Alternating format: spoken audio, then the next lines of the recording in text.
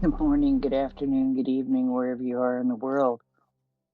Oh boy, I forgot I had a YouTube video that was about to start, and all of a sudden I'm like listening to a toilet paper ad, and I'm thinking, how did the space start playing a toilet paper ad? Anyway, that didn't happen. It was just me forgetting that I had a YouTube that was due to start at 11 o'clock straight up. So there you go. Anyway, good morning, good afternoon, good evening, wherever you are in the world. I hope you're having a great day. I have some new things for the timestamp list. Some new things. Holy crap, I got two co-hosts and it's 11 o'clock straight up. That's pretty damn cool. All right, so let's do us a quick timestamp and see who's doing church today. While we do the timestamp, that'll start playing. All righty. And this is church in Kiev, by the way. Yeah, this is Divine Liturgy. Monday through Friday starts at 11 p.m. my time. So anyway, it is currently Monday, June 29th in some of the world, but not all the world. So we're going to check out what time it is where. In the UK, it is 7:01 a.m. in Bullyhole Bottom. Adam sent me a list of potential names for the UK today, and I laughed at his ignorance. I said, Adam, my list for the UK is extensive and long. And his response back when I sent it to him is, you might call that exhaustive. Yeah, I think it would work. And in Bitch in France and where's the other place? Switzerland. That's the other place. Is that in Bitch in France and Switzerland? It is 8:02 a.m. In Ukraine, it is 9:02 a.m. Mockers, don't get me started on yesterday and stuff. Did I tell you anyway? I'll set up now. In the workers' paradise of Cockburn, Australia. It is 2:02 p.m. and at Kinki University in the Osaka, Japan area, it is 3:02 p.m. In Bumbunga, Australia, it is 3:32 p.m. and in Spankernob, Australia, it is 4:02 p.m. Now we get to go with some new things.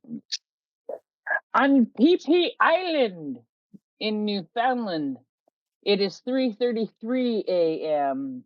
In Peepee Township, Ohio. It is 2:03 a.m. And there's no good pee or poo-poo there. In Uranus Fudge Factory in St. Robert, Missouri, it is 1:03 a.m.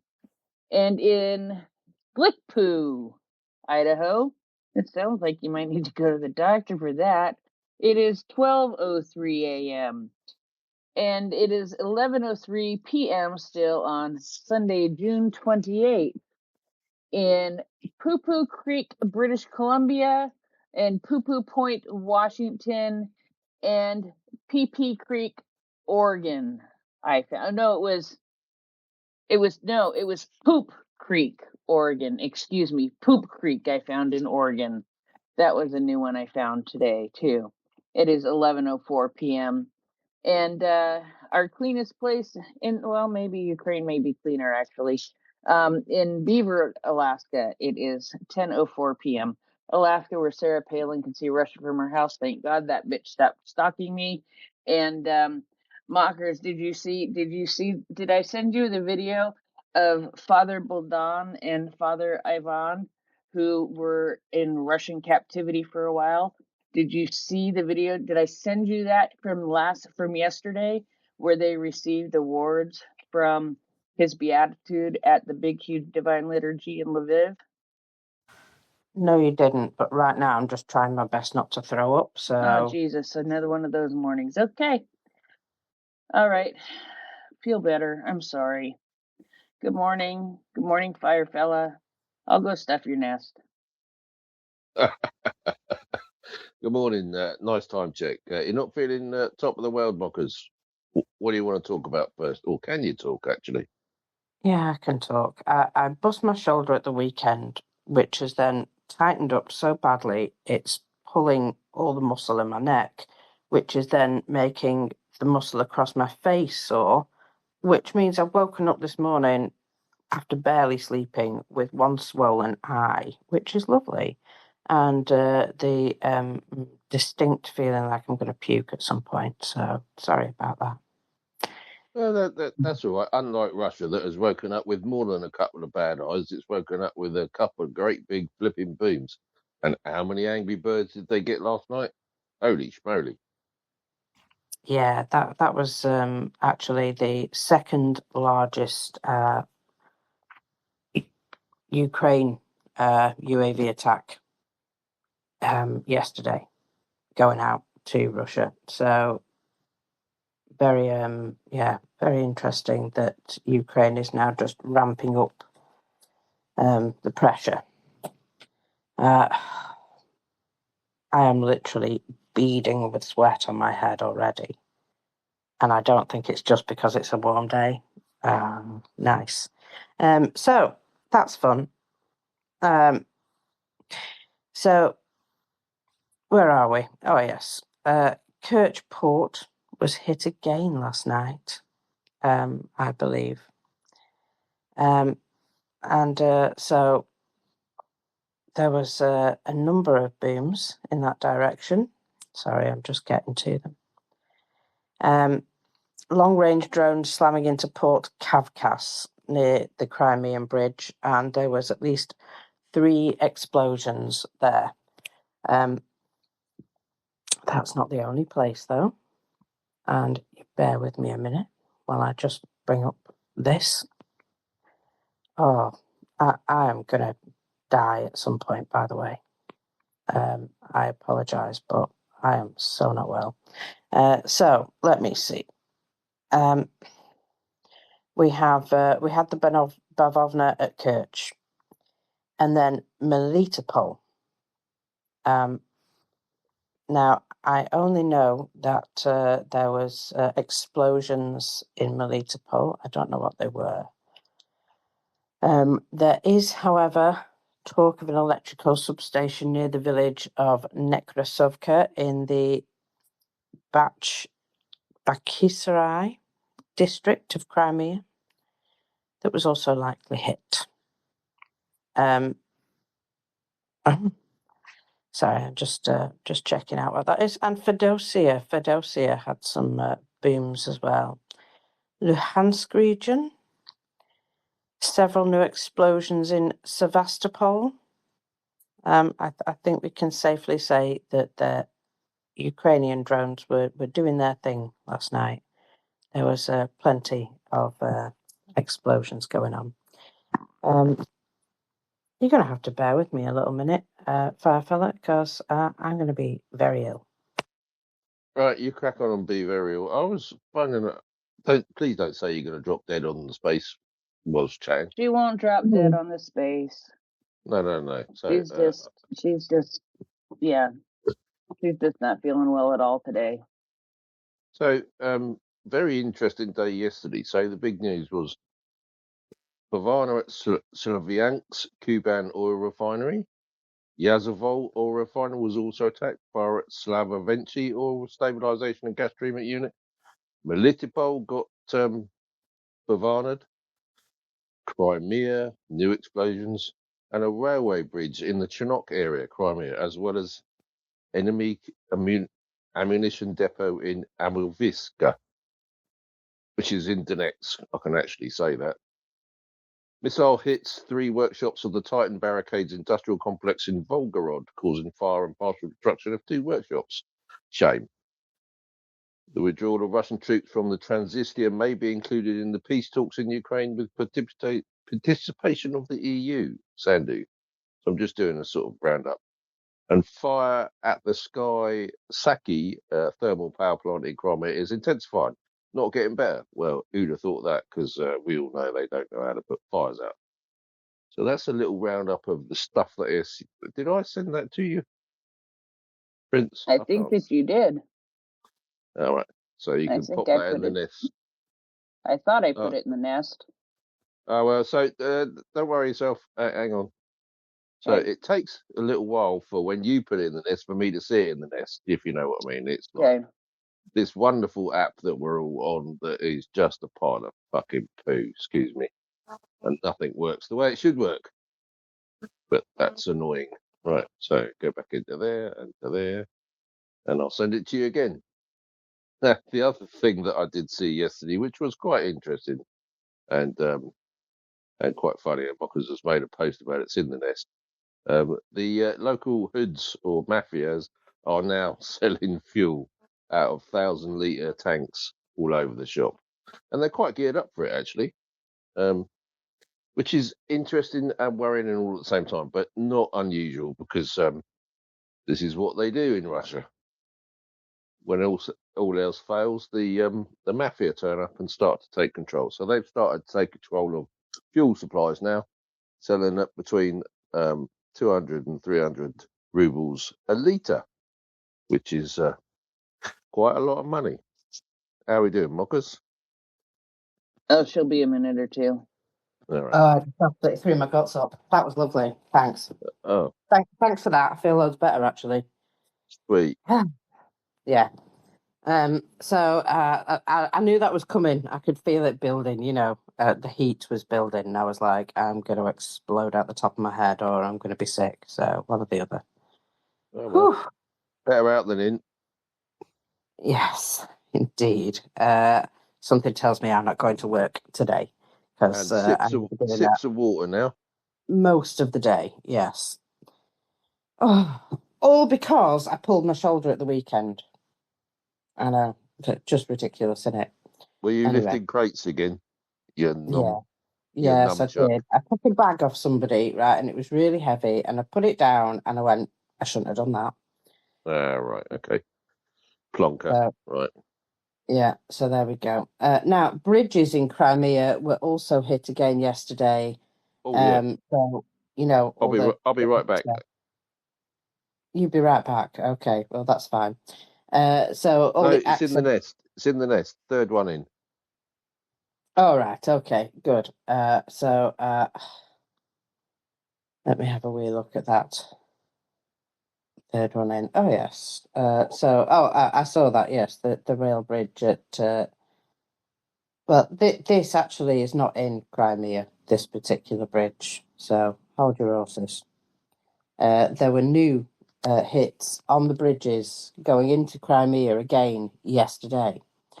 The situation on the peninsula continues to, just get more worse, basically. Excuse me. I will get here in a minute.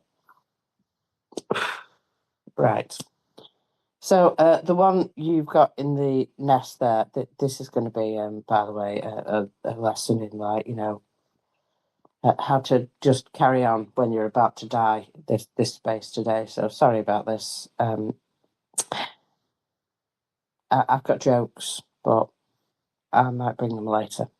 So the destruction of the rail bridge at Sabivka, because Ukraine have started dropping bridges here, there, and everywhere at this point. And this particular one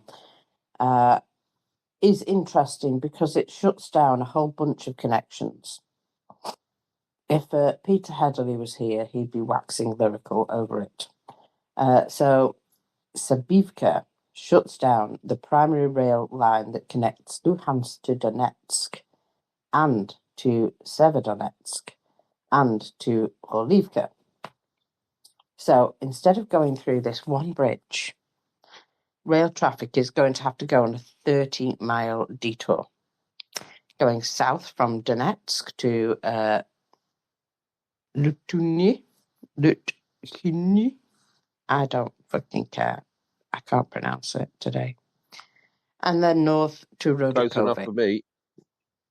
Yeah. You can butcher a name like nobody's business, even when you've heard me say it 10 times. Bless you, my love. I So aim to please.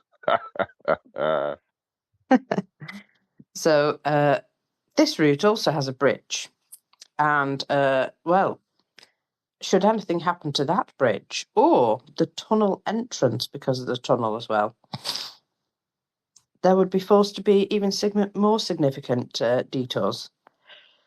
So, oh dear, what a shame. And I can see what he means when you look at the little map that's attached there. And it is up in the nest, folks, and I did retweet it quite recently as well. So you can see there is, a ring, and one part of that ring is missing now. Yeah, So and here we have Peter to rescue us. Oh, lovely. So you have to go around the sides. And if anything was to happen to one of those two sides, well, you can see that the detour would be actually quite extensive. Hello, Peter. Are you going to come and talk to us about that rail bridge by any chance? Good morning. I wasn't going to, but I can if you want me to. I've just had a quick look at the map in the nest, and it's between Luhansk and Alchevsk. Well, Alchevsk is known to be one of the sort of main forward logistics points in Donetsk Oblast, where they sort of feed the front lines. So that's probably quite strategic. They're probably trying to starve that supply line there, and either send the rail stuff on a big diversion, or trying to put the rail point further back from Alchevsk to Luhansk, so they can't get stuff near the front by rail, which makes sense. Don't really recognise the map, actually, that map, but yeah, I mean, it's just exactly what you'd expect them to do, given that we know the objective is to sort of effectively starve the front lines and try to suffocate the advances. And I think we'll, given the overall scale of what's going on, we'll probably start to see the results pretty soon. And in fact, we have seen the results, because if you follow, I mean, I've been trying to follow the drone and missile attacks lately, and I think, unless I've missed the odd day, for the past week, there's sort of been about 100 drones per night or per day, somewhere between 100 and 150, which is at the lower end of what there's always been. There's sort of enough for them to be firing something, but not really doing a lot. And what they would tend to do is fire that amount, and then every week, once a week, they would send 500 or 600 or more, and that don't think has happened in the last month. There was a couple of nights ago they sent, I think, about 3 Zircon or three or so missiles, and I think, if I'm right, I think all of them were shot down, which is quite good.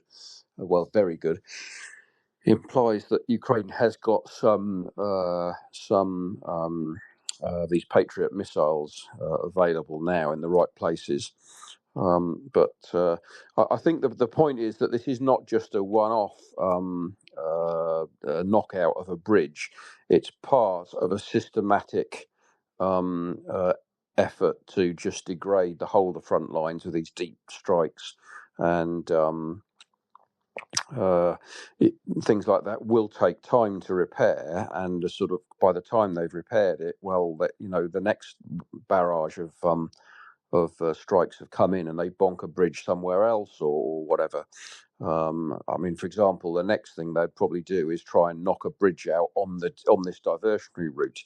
So they knock out not only the primary route, but the diversionary route as well.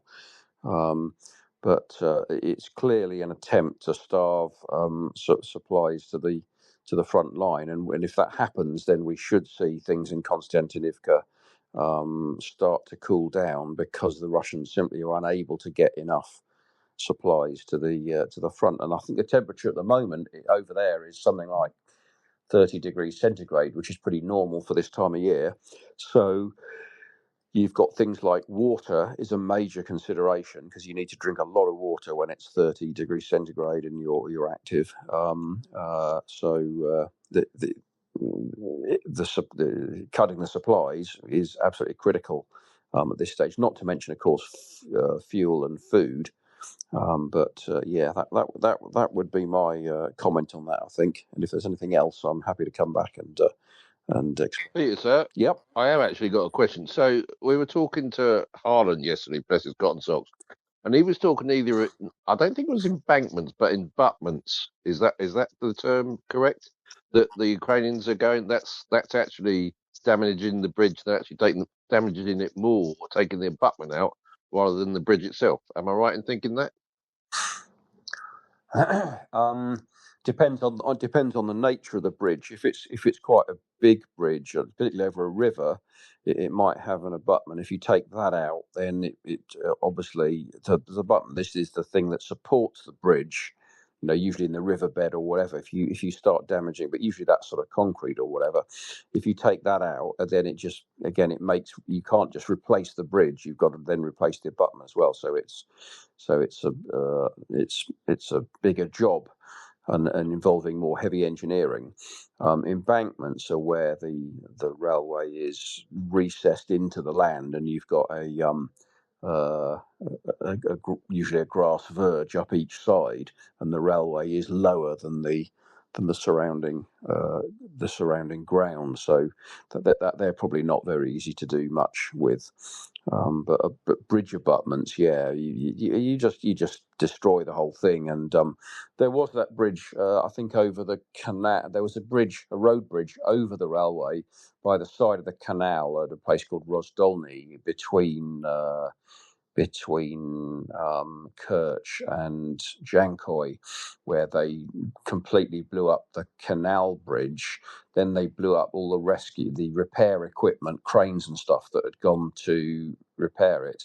And it looks like they've now knocked out the road bridge that goes over the top.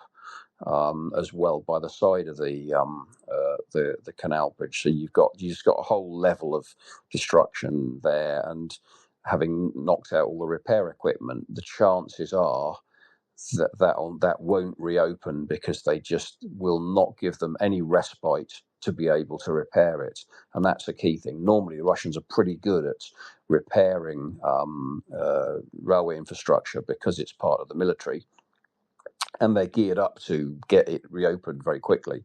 But if you continuously, every night, harass them and just don't give them any chance to make the repairs, then you're at an advantage. And of course, these drones will be searching now that the Crimean railways are isolated. I would assume they'll be searching for all sort of locomotive depots and any locomotives hanging around, and just bonk them one at a time, and bridges and any repair equipment, any heavy engineering repair equipment, so that that once that's knocked out, because there's not a huge amount of that.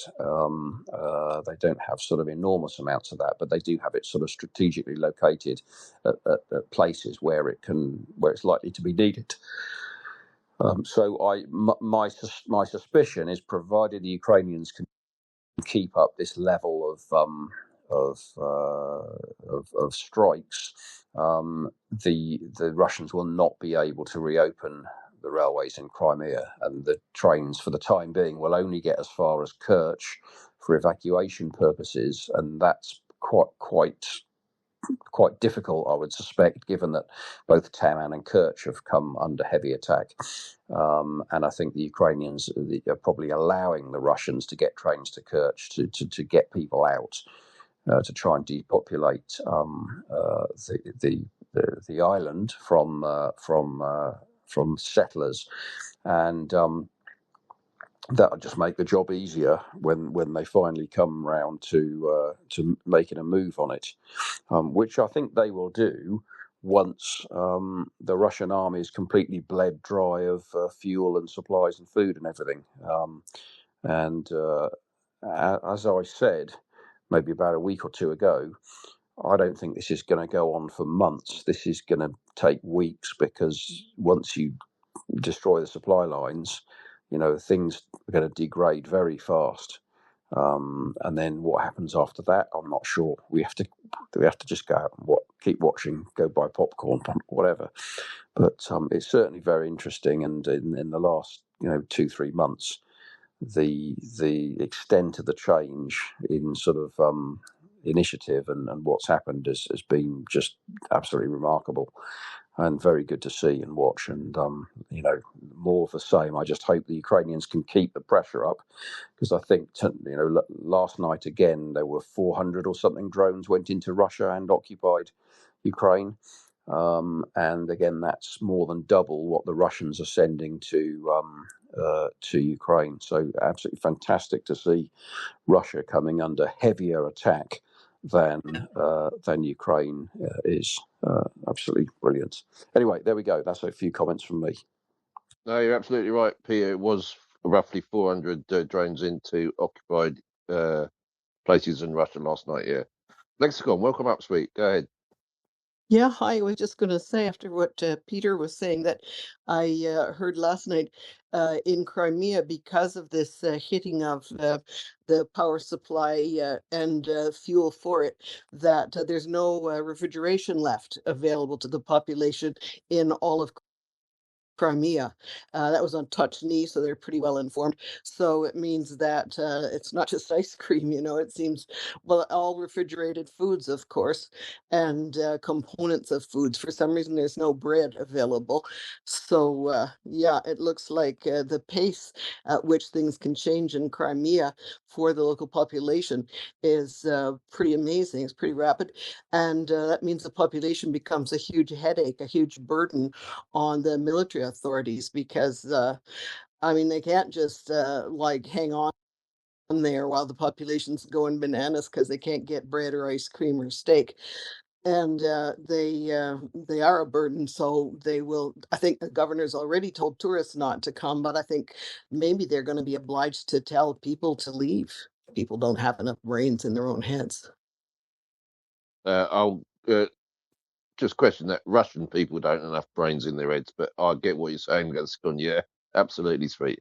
So they've got no water, they've got no electricity, they've got no fuel, people, and they've got no food shortly. So it's looking bare and barren and bloody awful for them. And I'm just reaching for another cup of lovely English coffee. I don't care what it is, and I'll get some popcorn and think on that. Mockers, how are you feeling, sweet? You back with us? Oh, yeah. Well, yeah, I'm living. I've got the cat trying to love me, and I'm like, please go away. I'm far too hot for that sort of thing. So if you hear purring, that's what that is. There was something that was noted yesterday, and I'm just trying to find it in my bookmarks, because it's one of those things that I have to probably hunt down. So in Crimea, there was talk of, and I'm trying to find it here, is a group of people came and, here we go, this might be it. The authorities secretly prepared a plan for the partial evacuation of government agencies and residents of Crimea. Several sources, including those of the Checker OGPU and rucriminal.info, reported that on Friday and Saturday, armed men began arriving at absolutely all the oil depots in Crimea. So this is the oil storage sites, yeah. She's loving my foot now because she can't love my hands. Okay. Anyway, they literally forcibly removed representatives of the owners and took complete control of the facilities. The same happened also to several private automobile companies. The entire operation was led by a man with the call sign Krust. He's a former Wagner mercenary who later became one of the commanders of a private military company in Crimea. He's considered Sergei Aksinov's personal guard. When police arrived at the scene, Krust cited a classified order from the Council of Ministries of the Republic of Crimea on preparing reserves in case of evacuation, which is the framework for the measures being taken. Of course, one might think Aksinov might be also quietly just seizing assets. This has happened many times before. However, another source confirmed that there is a plan for partial evacuation of government agencies and various institutions, and the Crimean public population last, obviously, but that it was developed. According to the source, this would be for 250,000 people. However, there's a few more living there. So basically anyone important and everyone else can get stuffed, you know.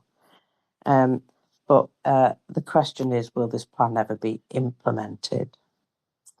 And that's just an interesting piece of anecdotal evidence there, isn't it? I'm going to die. I'm so sorry. Peter, are you in any way able to take over for me while I go and die? Because I'm not fit to even talk. He might not be anywhere near the phone. No, Anyway. he might be somewhere else. Yeah. Hang No, on. I'm by the phone. Let's go with that then. Yeah. Have a bit of time off and sort yourself out. No problem. I am so sorry. I just feel so poorly. Right, I'm going to go and lay on the bathroom floor. Yeah, You don't do worry. that. Take a bit of time out and look after yourself. That's more important. Right, mate. Oh, Jenny, welcome up. Are you going to sort stuff in the background, Prince? I take it you are. Yes, I am. Thank you ever so much. So, there's been a bit of a tank farm fire, Pete, in Slaviansk on Kuban, Krasnodar region. I may have said that slightly wrong, people. I do apologise for my pronunciation of Russian names, but I absolutely don't care. And it's total carnage. I mean, I can see like 1, 2, 3, 4, 5, 6, 7 tanks on fire behind tanks at the front. So they're the tanks that are actually on fire, and that's going to make the other 1, 2, 3, 4, 5, 6, 7, 8, 9, 10, 11, 12, 13 tanks be on fire very shortly. What a lovely hit that is. So that'll be burning for the rest of the day, Pete. Excellent news.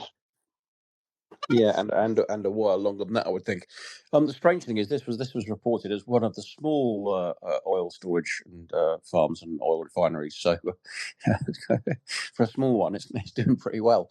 And the other thing is that one is critical because of its location. It's so near the front, and was known to supply not only Crimea but also to supply kerosene to the local aviation bases in Krasnodar. So that'll be Krasnodar. That'll be Yeysk is a major military aviation base, and I'm sure there's several others in Krasnodar as well.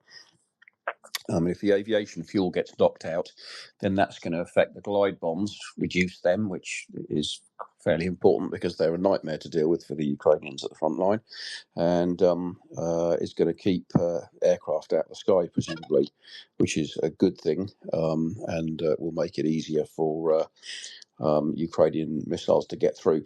One of the comments that I have noticed in the last few days, and I can't remember who made it. It's one of the fairly reliable reports, like Tendar or something like that. I forget who now. Has made the comment that initially the oil farms and the refineries that were being destroyed were by relatively small drones. And while it was inconvenient and it knocked them offline for a little while, they were able to repair them. But the more recent strikes, probably with these FP2 drones that have got rather, more than double the size of the warhead, are not just causing minor damage, but are just causing utter devastation, and beyond the point that they will be repairable. And we have seen comments in the last week or so that the Moscow oil refinery will be out of action for the rest of this year. and that's going to really cause problems for Moscow, because Moscow is a city of 20 million people.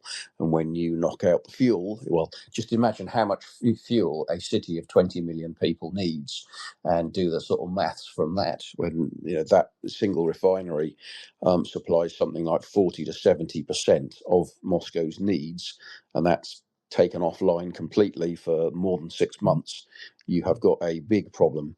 And the Kuban one as well, or Slavyansk on Kuban rather,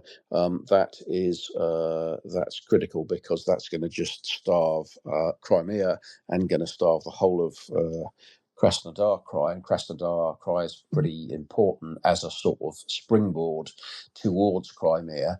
And if they're making life difficult in Krasnodar Krai, life is going to become impossible in Crimea. So, and that's quite a deliberate strategy, I think. Rostov as well. There's a couple of nice bridges there that could get, particularly a rail bridge just south of Rostov, that would be a nice target. Because that, if that were to be cut off, then that causes huge problems, because there isn't really any alternative route to the south. And a lot of military traffic will be going that way. So, I think it's evidence that with the weapons that the Ukrainians have got available at the moment, they can do much greater damage to these oil refineries. And I think we're seeing the results of that they're just turning into complete devastation, rather than just some sort of minor damage, which they've been causing previously. Yeah, absolutely, Peter. I don't know if this is true or not, but I have read on a couple of posts that they've managed to upgrade the FP1 and the FP2 drains with the amount of explosive that they can carry. And now the FP5s and the FP7s are coming online and doing a wonderful, wonderful job, which is, shameful for the Russians, isn't it? I mean, they shouldn't fucking be there in the first place. So whatever they get, they get. Now, there was a question that did come up across my timeline yesterday that I need to ask you about. Is it true, or that Russia's running out of locomotives and they're having to get ones that they put on display in different places to put on the line? Is there any truth to that, do you think? I'm not sure they're running out of locomotives, but they will certainly be getting short. And they'll be noticing, and I think I've talked about this previously, is that there's a number of things that are converging, coming together. And one is that they effectively, since Crimea, since 2014, they've been under sanctions, and they've been getting sort of import replacements in things like ball bearings and other components, getting import replacements from China, which won't be as good quality. And the existing maintenance would have taken a big hit.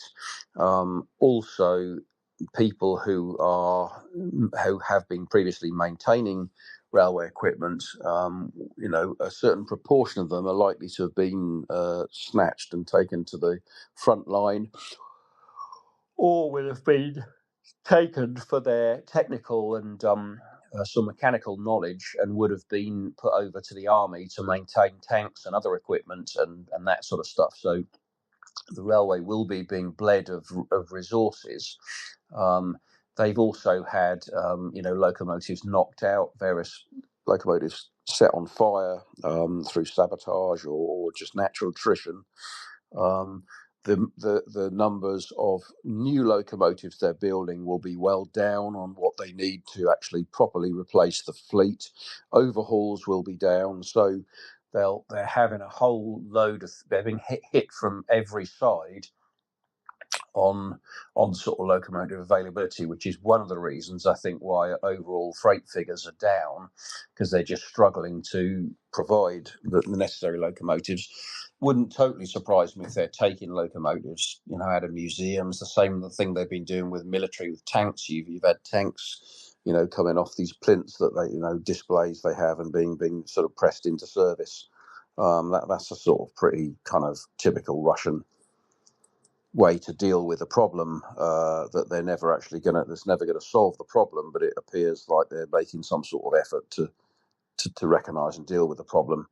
But I think that uh, the way you've got to see it is that this is not just a sudden thing that's happened. This is something that's been going on for effectively more than the 5 years of the full-scale operation, because Russian Railways was under sanctions from before, from Crimea, and although they were managing to cope, they were probably already under quite a significant amount of stress, and now the stress has just probably pushing towards breaking point, and various parts of the operation are sort of probably about to collapse. And the locomotive maintenance, I think, will be one of the obvious ones. Simply trying to field enough locomotives to do the job to move the traffic will become increasingly difficult, and that's why the overall traffic level is going down. Combined with all the log jams, the blockages, the sort of constant harassment of the network, where they're having these control cabinets, relay cabinets burnt out, affecting the signalling, that will just back up all the traffic. And when that happens, of course, you then have trains stationary, and you then create more targets for yourself, because when the train stopped, they're easier targets, provided you've got drones or people on the ground in the right place. So it sort of it self-generates targets itself, in effect.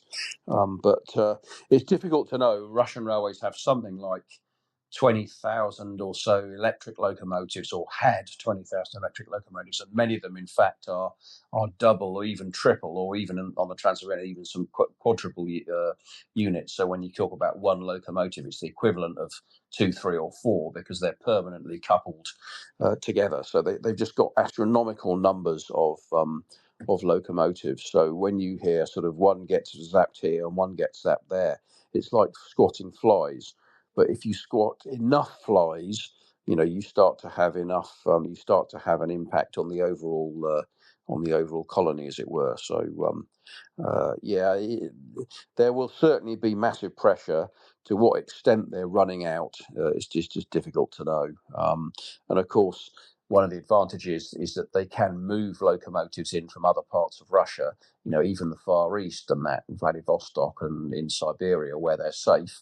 They can move locomotives, both diesels and electrics, into cover for losses on the European side. But the issue now is that the whole of Europe is now within sort of range, drone range. At the moment, they get the targets are the oil refineries, but if the targets become the railways, if they get up to the priority and they start knocking out bridges and tunnels and stuff like that in the whole of European Russia, then it could be feasible that the sort of whole railway system will just kind of grind to a halt and be unable to supply the front line.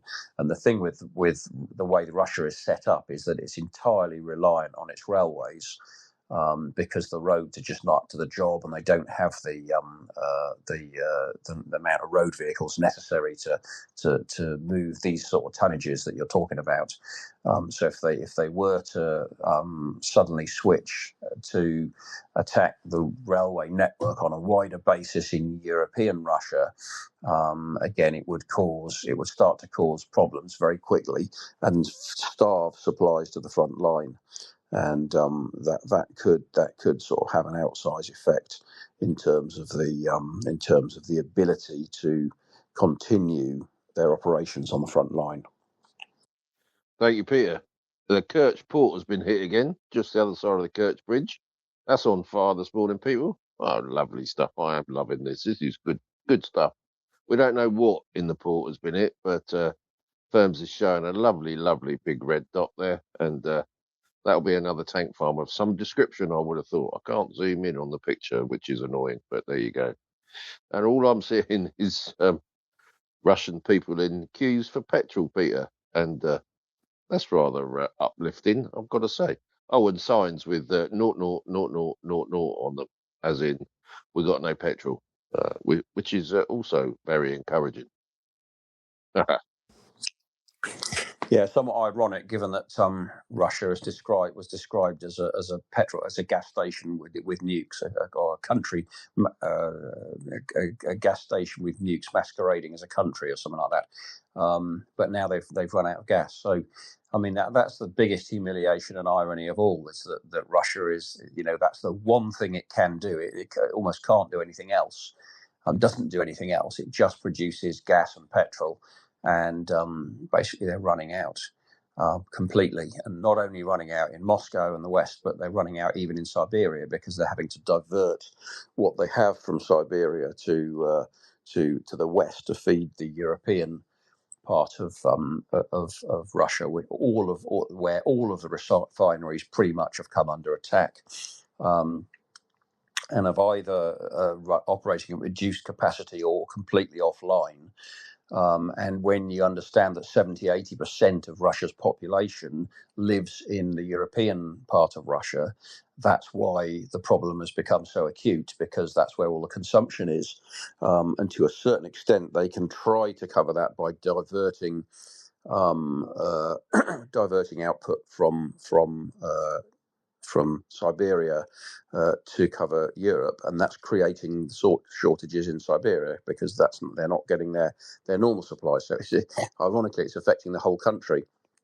And the next thing to keep an eye on is the only oil refinery which is still operating at full capacity is Omsk, which happens to be the largest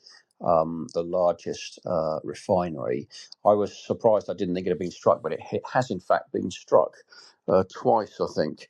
But it's sort of fairly small. By the time you get a drone, assuming you get drones there, they've got very small warheads because of the distance they've got to travel. It's probably over 3,000 miles 3,000 kilometers, from the Ukrainian front line. But they have just reached Tumen recently, which is 2,070 kilometers. So if they just get those drone range to extend a bit more, which we know they've been working on, because they are going further than they have been already, Omsk might come in within range, and if they can get a decent sized warhead there, then that could cause problems. Or if they can get an FB5 there with a Flamingo there without it being shot down by air defence, then will cause huge devastation. And I think they have about just over 1,000 kilogram warhead, whereas the original FB1 drones, I think, had a 50 kilogram warhead. And they've now increased that with the 5.2 drones to about 250 kilograms. So it's a much larger charge actually gets delivered. And I think this is why we're seeing much greater destructive power, and the sort of damage that we're seeing to these oil refineries is far more severe than it was originally. And that's going to mean that the oil refining capacity is just knocked offline for 6 months at a time, by which time they just won't give them any respite in terms of making repairs, and will harass the repair crews. And then even if they do get them repaired in the first week of operation or whatever, they'll just whack them out again. So it seems to be a pretty good strategy, and I think these gas queues are something to really look out for, because they seem to be really rattling the Russian population, and that is what is needed, because it undermines the whole validity of the regime narrative that everything is going to plan and it's nothing to worry about, and it'll all be fine. And He's trying to cover the cracks now, Peter. So on Friday, exactly. Putin he chaired a meeting where they were discussing the fuel shortage, and he called it a shortage, not a crisis, which is important, people. But what they did is they didn't make a decision, and the likely outcomes are is that they're going to stop exporting diesel fuel or petrol products of any type anywhere, because they all need it in house. And the meeting was dissolved, and they're coming back today to hold the same sort of meeting and go over the same ground. And in Moscow, all gas stations of Gazprom, Lukoil, and Turbol have imposed a limit of no more than 30 litres of gasoline per car. Filling fuel in canisters has been banned. And in, I can't even say that, Irkutsk region, the governor has ordered the National Police, National Guard, and police to patrol the queues at gas stations. And for those that fill up with more than 50 litres of fuel per day will be detained. Doesn't say what will happen to the fuel that they've used. Of course, that will be nicked, won't it? And sent to the local mafia, who will then sell it at, I don't know, double, triple, quadruple the price that you pay at the pumps. But that's what it's dissolving into. It's dissolving into a complete and utter cluster. And you can all work out the second word of that. And it's just, the queues are just growing daily, everywhere. And now it's in Moscow, and St. Petersburg will be the same, I would presume. So the strategy is working, Peter. Yeah, and where you've got a system that's fundamentally corrupt, and mates who know people, usually they've got friends in the FSB or whatever, and can know the local people and can sort of work around the system without fear of coming up against it. Then you have these situations where people are going out and filling truckloads full of fuel, and then it's getting onto the black market, and it's causing the fuel stations to run out, and you just have a chaos situation where locals are being pitted against each other, and effectively the sort of start of Hunger Games. And at the moment we're just in fuel, but of course what the fuel does is it supplies all the shops. And one of the hallmarks of the Soviet Union, it's quite ironic in a way, because Putin wanted the Soviet Union back. He wanted to recreate the Soviet Union. And one of the hallmarks of the Soviet Union was that despite having all the natural resources you could want in a country, the fundamental corruption and incompetence with the supply chain and everything in the country, it resulted in the shelves at the shops and supermarkets being empty, because they were just too incompetent to actually supply themselves. And what we are going to see is this recreated in double quick time, far more than the glory he was wanting. He's actually finding the deficiencies of the Soviet Union are coming to the fore much quicker than he would, I'm sure, like, and it'll probably end up bringing the system to collapse at some point, when nobody knows. But again, look at a population of 20 million in Moscow, and if you suddenly run out of fuel, that means you can't get food to the shops, you can't get everything, all the goods of life that are needed to get to where they're needed, can't get there and don't get there, and that's likely to have consequences.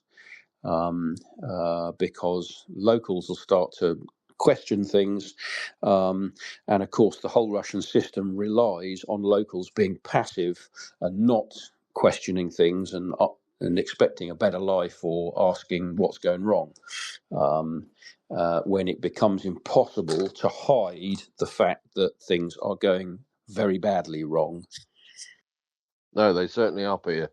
And out in the far east of Russia, civilian logistics have been brought to a near standstill because of the fuel crisis. Across multiple cities, hundreds of cargo trucks are spending hours in line just to refuel. And like you said, they're supposed to take the weight off the Russian railway system, which is in a bit of a 2 and 8 itself. But the civilian logistics runs are being starved of fuel. Therefore, you can't move your essentials around the country: food, water, supplies. So it's definitely having. Sorry, I shut myself off. Across Russia. So it's all good, Pete. Yeah, I think we're going to see more problems in this respect. So it's definitely one to keep your eye on. Sorry, I should have shut my mic. Go ahead, Pete. Can you hear me? I can hear somebody who just said that. FireFella, I think it was you. Pete. Peter, I can't hear you. No, Pete, go ahead, mate. If you're talking, I can't hear you. No, he keeps opening his mic, but I can't hear it. Can anybody else hear Peter? Nope. All right, okay. So we'll go to, So I think maybe we should have him recycle. yeah, could we? Yeah. Whilst I'll go into this. So, very interesting post by Russian political analyst, I can't even say her name, on why Putin's remarks about a fuel are a sign of the scale and complexity of the problem. Gasoline, so Putin has said the following. Gasoline has become a question of governability. Putin's meeting on the fuel situation on Friday is important, not only because the president acknowledged the obvious, there are lines at gas station and it's not always possible to find the grade of fuel or gasoline you need. What's important is that the problem has already reached a level where it can no longer be explained away by isolated disruptions, seasonal factors, or regional peculiarities. Their usual excuses. When the head of state personally discusses the availability of gasoline at filling station, it means the fuel crisis has become a political issue. Welcome back, Pete. So where was I? Right. Gasoline is one of the most sensitive commodities for society. Any shortage is immediately visible. It cannot be hidden in statistics. A line at a gas station is not an abstract indicator, but an everyday experience. Someone couldn't fill up, didn't make it to their destination, lost time, became frustrated, poor loves, and saw that everything was frustrated too. That is why fuel quickly becomes a measure of public confidence in the system of governance. Putin has effectively placed the situation under his direct personal presidential control. Strategic reserves are being used. Refineries are operating at maximum. Well, those that are not burning, of course. A complete ban on diesel exports is under discussion and consideration. And round-the-clock crisis headquarters has been established. So they are taking it seriously then. In other words, the state is signalling that the problem has been acknowledged, the chain of command has been activated, and solutions are being sought. Well, get out of Ukraine, and then your refineries won't be bombed daily. But that's just another thing. But there is another important political nuance here. The very fact that direct hands-on management is required is already admission that the normal mechanisms have failed. In maintaining normal gasoline supply at filling station requires a 24/7 crisis headquarters. Then the problem runs deeper than simply delivering more fuel. Several vulnerabilities converge here at once. Logistics, refinery maintenance, they're not doing any of that, and export inertia of a resource-based economy. Regional imbalances, price controls, and the overall strain on the Russian infrastructure. As a result, the country is one that is one of the world's largest oil producers is facing questions about the availability of gasoline for its own citizens. And that's Blackie putting his two penny in on it because he can't stand the Russians either. For the authorities, this is an especially dangerous issue because gasoline affects multiple groups simultaneously: motorists, farmers, small businesses, transport companies, and more importantly, the regions. For there, the chain reaction spreads quickly, delivery to food services, prices, and ultimately public sentiment. The greater risk today is not only the shortage itself, the greater risk is the growing perception of the basic elements of normal daily life are becoming to fracture erratically. People may ignore troubling microeconomic indicators for a long time, but they react instantly to an empty pump at the line of a gas station and the inability to buy familiar 95 gasoline. They're in a state, Pete. Are you back with us? Yes, I'm back. Hopefully, you can hear me now. I Got just you. lost the connection. Got you. Just lost the connection there. Yeah, they are definitely in a state. There's no question about that, and it's something that's quite significant because, of course, the Kremlin relies on its narrative and pushing its narrative that this is just a special military operation. You know, there's nothing to worry about. It won't affect you. But of course, now it is affecting people in very big and ways which are impossible to ignore.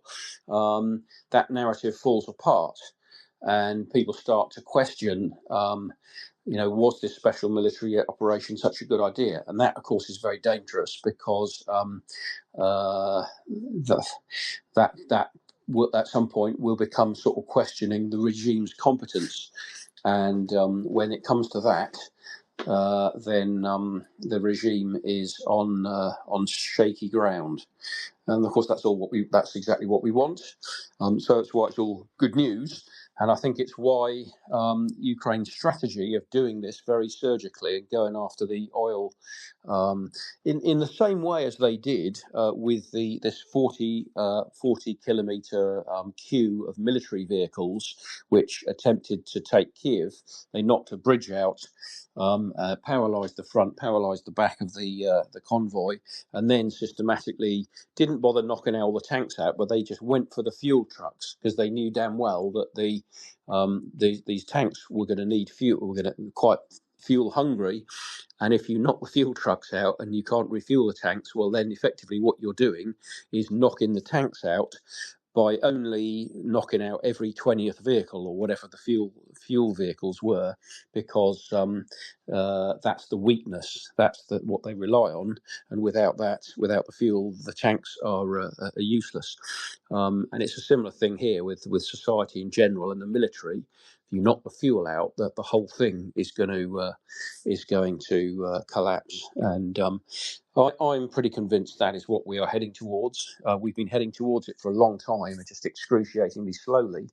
The Ukrainians are now speeding that up because they're being allowed. They've had these restrictions lifted by having their own drones, where previously they were told with your Western supplied weapons, don't strike Russia, will you? Because it might escalate things. And what should have happened is they should have gone for a policy of maximum escalation, short of nuclear, which Russia's never going to do anyway, because that would have had far greater and quicker effects. And this non-escalation policy has just been a complete disaster, because the Russians will always escalate. Putin will always escalate. You can rely on that. So by not escalating, you're giving him the advantage and the initiative when you don't really want to do that. You want to take the initiative yourself, which is what the Ukrainians are now doing by going very specifically for the fuel.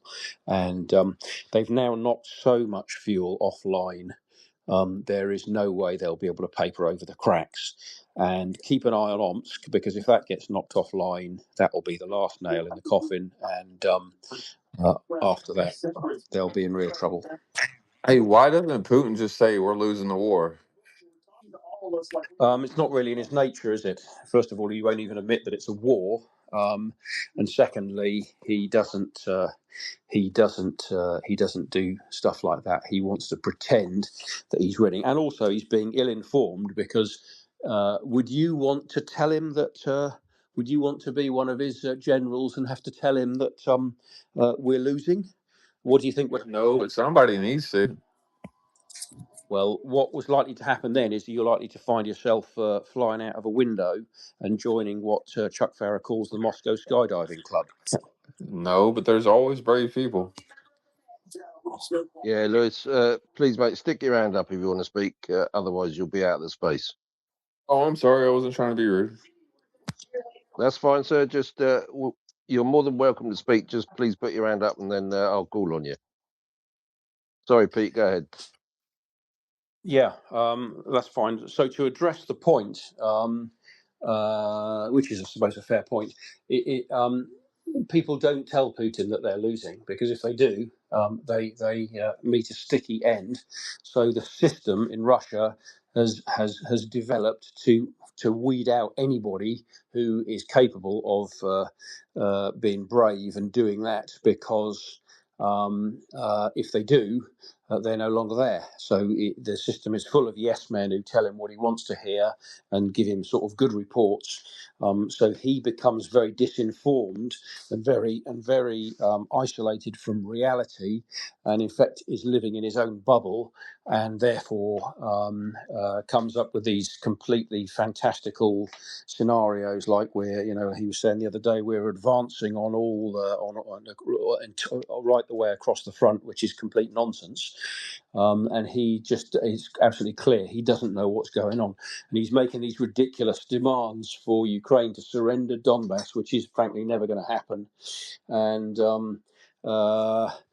this is really just going to hasten the end, because the demands are so ridiculous and so unrealistic, and this is partly out of him, the one guy at the top, being deliberately misinformed because everybody's so terrified of telling him the truth. If they do, they'll end up out a window or drinking some tea or committing suicide by 5 bullets in the back of the head. So there you go.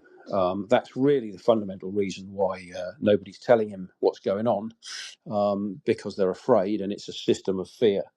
Whereas the Ukrainians are getting much better at that.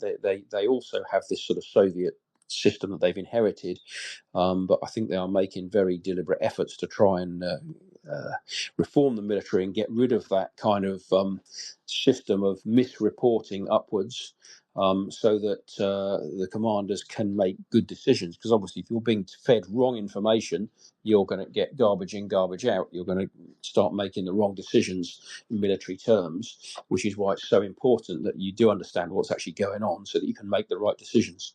And I think the Ukrainians certainly are making headway towards improving that situation and putting their military on a much better footing, rather than the sort of Soviet system they've inherited, which is fundamentally just dysfunctional and very poor in terms of actually achieving the objective that they themselves would want to achieve. So that's a little bit of background towards the system in Russia. You have to understand how Russia is structured and how Russia operates, and it's like that the entire way through the whole economy, and everything operates on a sort of top-down system.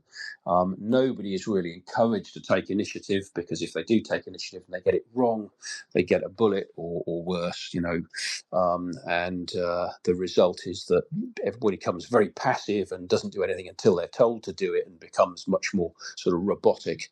And unlike Ukraine, where we have seen that initiative has been devolved down through the ranks of the military, and local commanders will have far more power and far more ability to make decisions than they would have done traditionally, and that's having massive results in terms of effectiveness of the army, where you have effectively a smaller army which is able to beat a larger force by using its resources more effectively and more cleverly, and particularly in terms of drones wiping out 1,200, 1,400 people a day, and just continuously attriting the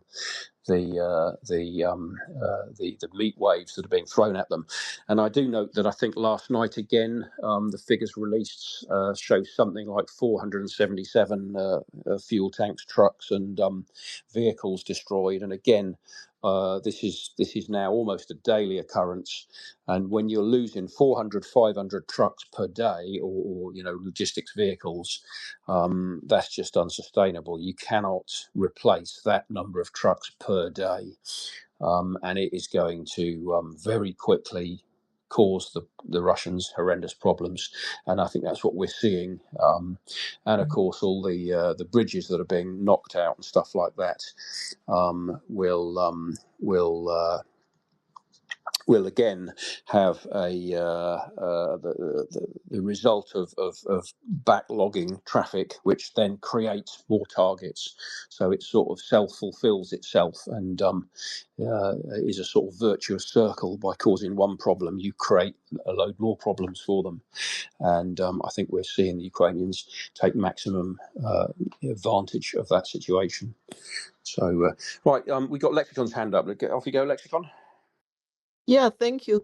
I'm just hearing you mention about the number of trucks, and we know the number's gone way up. So I was listening to the that Touchney report last night, and they were saying that there's a huge difference between, they've seen the reports all along of the number of vehicles. They've seen the increase in recent months, but the OSINT is not, like OSINT providers are not saying they've got confirmed that they've got visual confirmation of these. And they're just wondering if, because I think we've seen that the Ukrainian MOD numbers are pretty good. But anybody got any idea why this discrepancy may have arisen, and I think it's just rather suddenly in recent months or weeks I think, between yeah. reporting on something like 45, 47 trucks, and then 10 times the number on the ministry's numbers. Well, it's not only trucks. Don't forget the ministry numbers are trucks and vehicles and all kinds of things. So it's not just logistics trucks, but it's all vehicles. That's number one. Number two is because they're getting the volume is such that it's just impossible to keep up with all the numbers. That's another factor. Another factor, I'm sure, is that whereas previously they were only going 20, 30 kilometres deep, now they're going 200 kilometres deep behind enemy lines. That's further away, so it's going to be harder to verify those strikes from OSINT, either from satellite images or from direct FPV reconnaissance footage. There may be an issue of how much of the footage is being made public. Obviously, they can't make it all public because it will give away things. So, but the numbers we have, I think, we have no reason to believe that the Ukrainian numbers are being misreported, and we have every reason to believe they're correct because the British and the Americans have in broad terms, said that the Ukrainian numbers are reliable. And don't forget that you're only ever going to see a certain fraction of what's knocked out actually verified. So maybe the proportion has increased or decreased, whatever, but you're never going to see 100% of what's been attacked sort of verified by OSINT. So unless there's a dramatic reduction in the amount of OSINT stuff that has actually been verified, then I would suggest that it's just the pace of the attacks has increased to such an extent that the OSINT guys just can't keep up with the amount of stuff that's being knocked out. That's what I would have thought, but that's just a sort of an educated guess, not a definitive answer.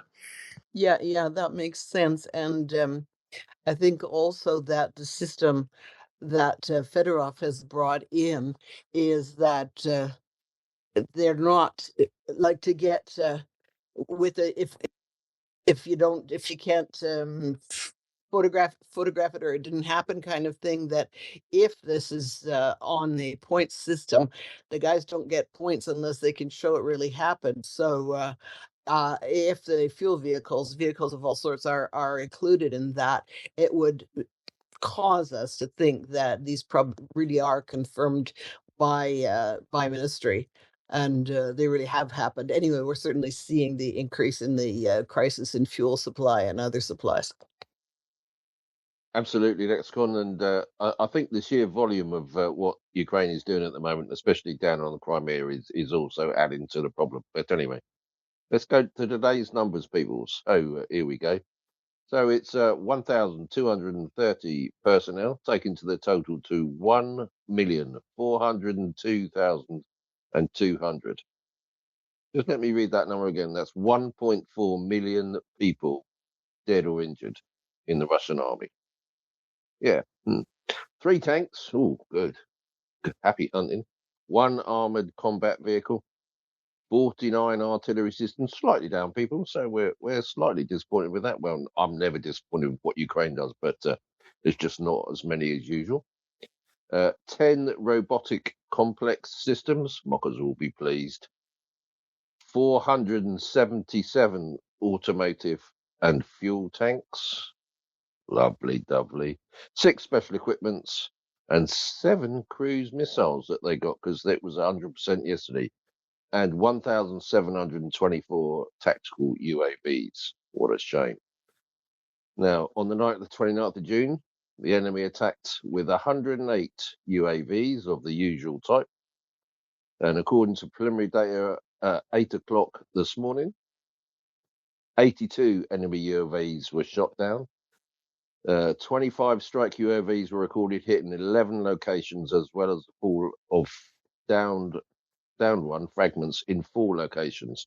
And as usual, the attack continues. So slightly worse than usual, I think. So 108 attacked, and we've only shut down 182. So there you go. What a shame.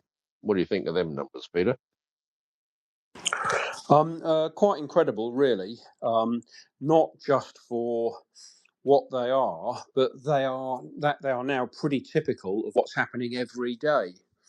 And that's the key thing, because those figures on a one-off would have been remarkable not so long ago, but now that's just happening every day. And what the critical thing is the vehicles, knocking out that many number of vehicles, and a certain proportion of those are going to be fuel tankers and lorries and goods. Logistical vehicles, and particularly going across that land bridge from Mariupol to Berdyansk, Melitopol, down into Crimea. That's what's forced the Crimean bridge and the supplies via Kerch to be so important, because that's the only reliable way of getting stuff into Crimea. Hence the attacks on Kerch and Taman, and putting that under massive pressure, because that's now the only way in, and they're really causing the Russians to scratch their heads and give them a lot of problems. And as somebody said, I think dilemma. What you're trying to do to your enemy is give them a dilemma, give them a whole series of bad options, and that's what they seem to have got to be dealing with at the moment. And every day it becomes more difficult, because they need to get more and more in there just to keep the show on the road. And there's increasing evidence now that the show is not really being kept on the road, and things are getting very wobbly to such an extent that we have, I think now, the latest figure I've heard is that the queue of vehicles at Kerch is something like 2,500 or thereabouts. This is vehicles trying to get out of Crimea across the Kerch Bridge and back into Russia. People effectively, Sevastopol and Crimean residents, people who've arrived there since 2014, basically realising the game is up and abandoning Crimea. And because of the security concerns over the Kerch Bridge, they have searches of vehicles on both sides. And of course, this causes a massive logistical headache, because you just get these queues building up very quickly, because they can't search the vehicles quick enough. And therefore, you've got these huge queues. The cars are then at the same time generally are going to be burning more fuel, and they're running out of fuel and stuff like this. And it's really quite a situation which is just compounding problems being compounded by the situation, and really what appears to be a deliberate strategy of Ukrainians at the moment not to strike the Kerch Bridge, to give the Russian invaders a route, an escape route, because of course, if they were to destroy the Kerch Bridge and at this stage and not let them out, then they're stuck in, and they might be more inclined to fight rather than take the opportunity to run away. So much easier for them to run away or be given that opportunity and depopulate the place from Russians, and then of course, you've only got the original Crimean residents, Ukrainian residents there, plus, of course, the military, and that's a lot easier to deal with than it otherwise would be. So hopefully that's the situation we're getting towards. There's something like, it's reckoned to be almost 500,000, I think, new residents there since 2014, something like that, out of a total population of 2.5 million. So that's a lot of people to get out of Crimea. But from these videos we're seeing of people sort of realising that life is becoming totally unlivable there, and realising that their best option is probably to just get as much gas as they can and make a run for Kerch and get over the bridge and get out. That does seem to be a situation which is happening more and more, and I think into the summer again it'll happen more. We've seen already that effectively the Crimean tourist season, summer tourist season, has been cancelled, and that effectively starts on the 31st of May in Russia, when the schools all break up. They have quite much longer summer holidays than we do over here and in other countries. So we've already seen that summer holiday period has effectively been cancelled, and instead of people going to Crimea, we have the residents upping sticks en masse, and in many cases going back to Russia. So there we are. We have Richard Woodruff here, so let's hand over to Richard. Hello, Peter and team. Good morning. I just wanted to confirm what one of your listeners said, which is of course that every single hit is recorded in crispy video. The military's kindly shared with us thousands of our personal hits, and at any point in the day, if I want to go in, check the archive, I can just go see what's been hit today. Which is very satisfying. And yes, as you said, if it's not recorded on video, then the hit did not count. You don't get the points. So absolutely everything's tracked. And if you have any Russian logistic strivers listening right now, I'd just like to let you know, stay home this week, stay home with your kids, because we've got hundreds and hundreds and hundreds of completely unjammable drones about to kick some ass. And if you want to live, don't go to work. That's my advice for you. Stay home this week for your kids and don't invade other countries.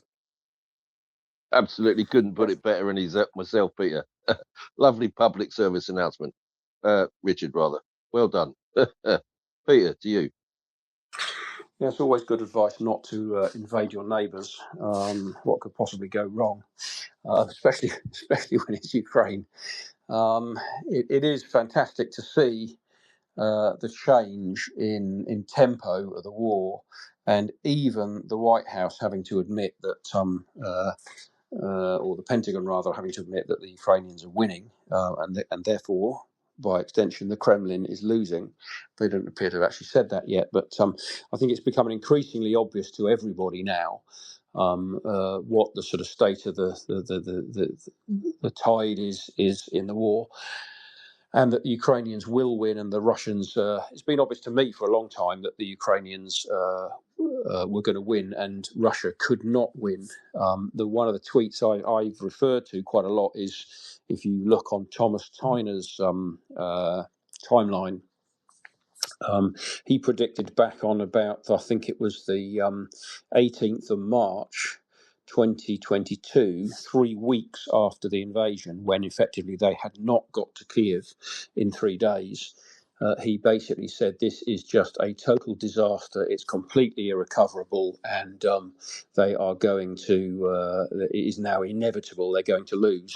And this was 3 weeks after the full-scale invasion, and little did we imagine that 4 or 5 years later we would still be going through this process. But the end result is absolutely inevitable, and I think we can all see where it's going. I was also saying years ago now that A, Putin will not survive this debacle, and B, his regime and indeed the Russian Federation, I believe, will not survive this debacle. When the sort of dust settles and everything, all the consequences follow through, and particularly now without the fuel, with all Russia's fuel production knocked offline, or a vast part of it knocked offline, the Russian Federation, I do not believe, can survive this. What will happen is either Putin will go in some way or another, and the people who have survived him will just end up fighting amongst themselves, and it will degenerate into effect some kind of civil war, which is basically what happened when the Tsar exited stage left in 1917. Total chaos and civil war ensued, or the far-flung parts of the Russian Empire will realise that it is not in their best interest to be aligned to Moscow, and they will demand or expect to secede and just get out of the Russian Federation because it's not serving their purposes. It's impoverishing the people and the regions, and the Russian Federation will effectively just break up or dissolve or implode in much the same way and for much the same reasons that the Soviet Union did. It was not a genuine union like the EU, for example, of a bunch of countries who actually want to be in it for reasons which benefit them jointly. It is a forced military coercive pact whereby the outlying regions do not get a choice, and they have to be in this federation. And what happens is not being in for their benefit, but for the benefit of the centre. And Moscow just simply takes all the resources, extracts everything from the regions, and gives them virtually nothing in return. And this is not really a sustainable model, and the people in the regions will realise that. And when you've got regions like Chechnya and some of the others that are pretty prone to being volatile, then that is not a good formula for your long-term survival. And my view is that we may not see it immediately, but the ramifications of this now are going to be so severe. They're going to be in roughly proportionate to the number of people who've been killed. And when you think that Afghanistan, there were something like 30,000 people from the Soviet Union were killed in that conflict over 9 years, we've now heading towards 1.5 million. Just scale up the consequences of that Afghanistan plus the general economic situation brought about the fall of the Soviet Union. Well, what do you think is going to happen when that figure, instead of 30,000, is 1.5 million? And to me, the consequences are inevitable. They're now on a path so far down the path that they will not be able to avoid this outcome. And as I've been saying for quite a while, every conceivable outcome now for the Russian Federation is basically horrendous, absolutely horrific and catastrophic. And that's even if things are just left alone. Of course, what we now see is the Ukrainians specifically targeting all the Russian oil production infrastructure and capacity to actually generate revenue internationally, and that will just kill the Russian Federation's prospects, not just for the next year or two, but for decades, because there's really going to be no willingness on the part of the West, I think, to replace that production capacity or give them the customers in the future. And the Ukrainians will probably have a view on that they want that capacity and that revenue generating potential to be knocked offline, because if it isn't knocked offline, then that represents an existential threat to the Ukrainian state in the future.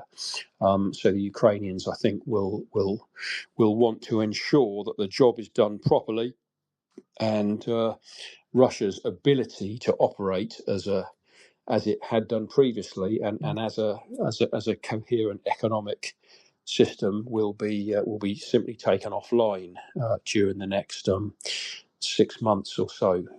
What we'll see in the next 40 days, who knows, because Zelensky has announced a 40-day what was it? What it wasn't a special military operation. It was some sort of a 40-day campaign. Yeah, I'm very interested to see what it'd be interesting to know what the objectives are during that 40-day campaign. What I'd like to see is then a sort of 2-day window open for pause, and then have a 60-day campaign, and then another 2-day window where they offer them a ceasefire or whatever, and then an 80-day campaign, and it just needs to go on and needs to be relentless like that.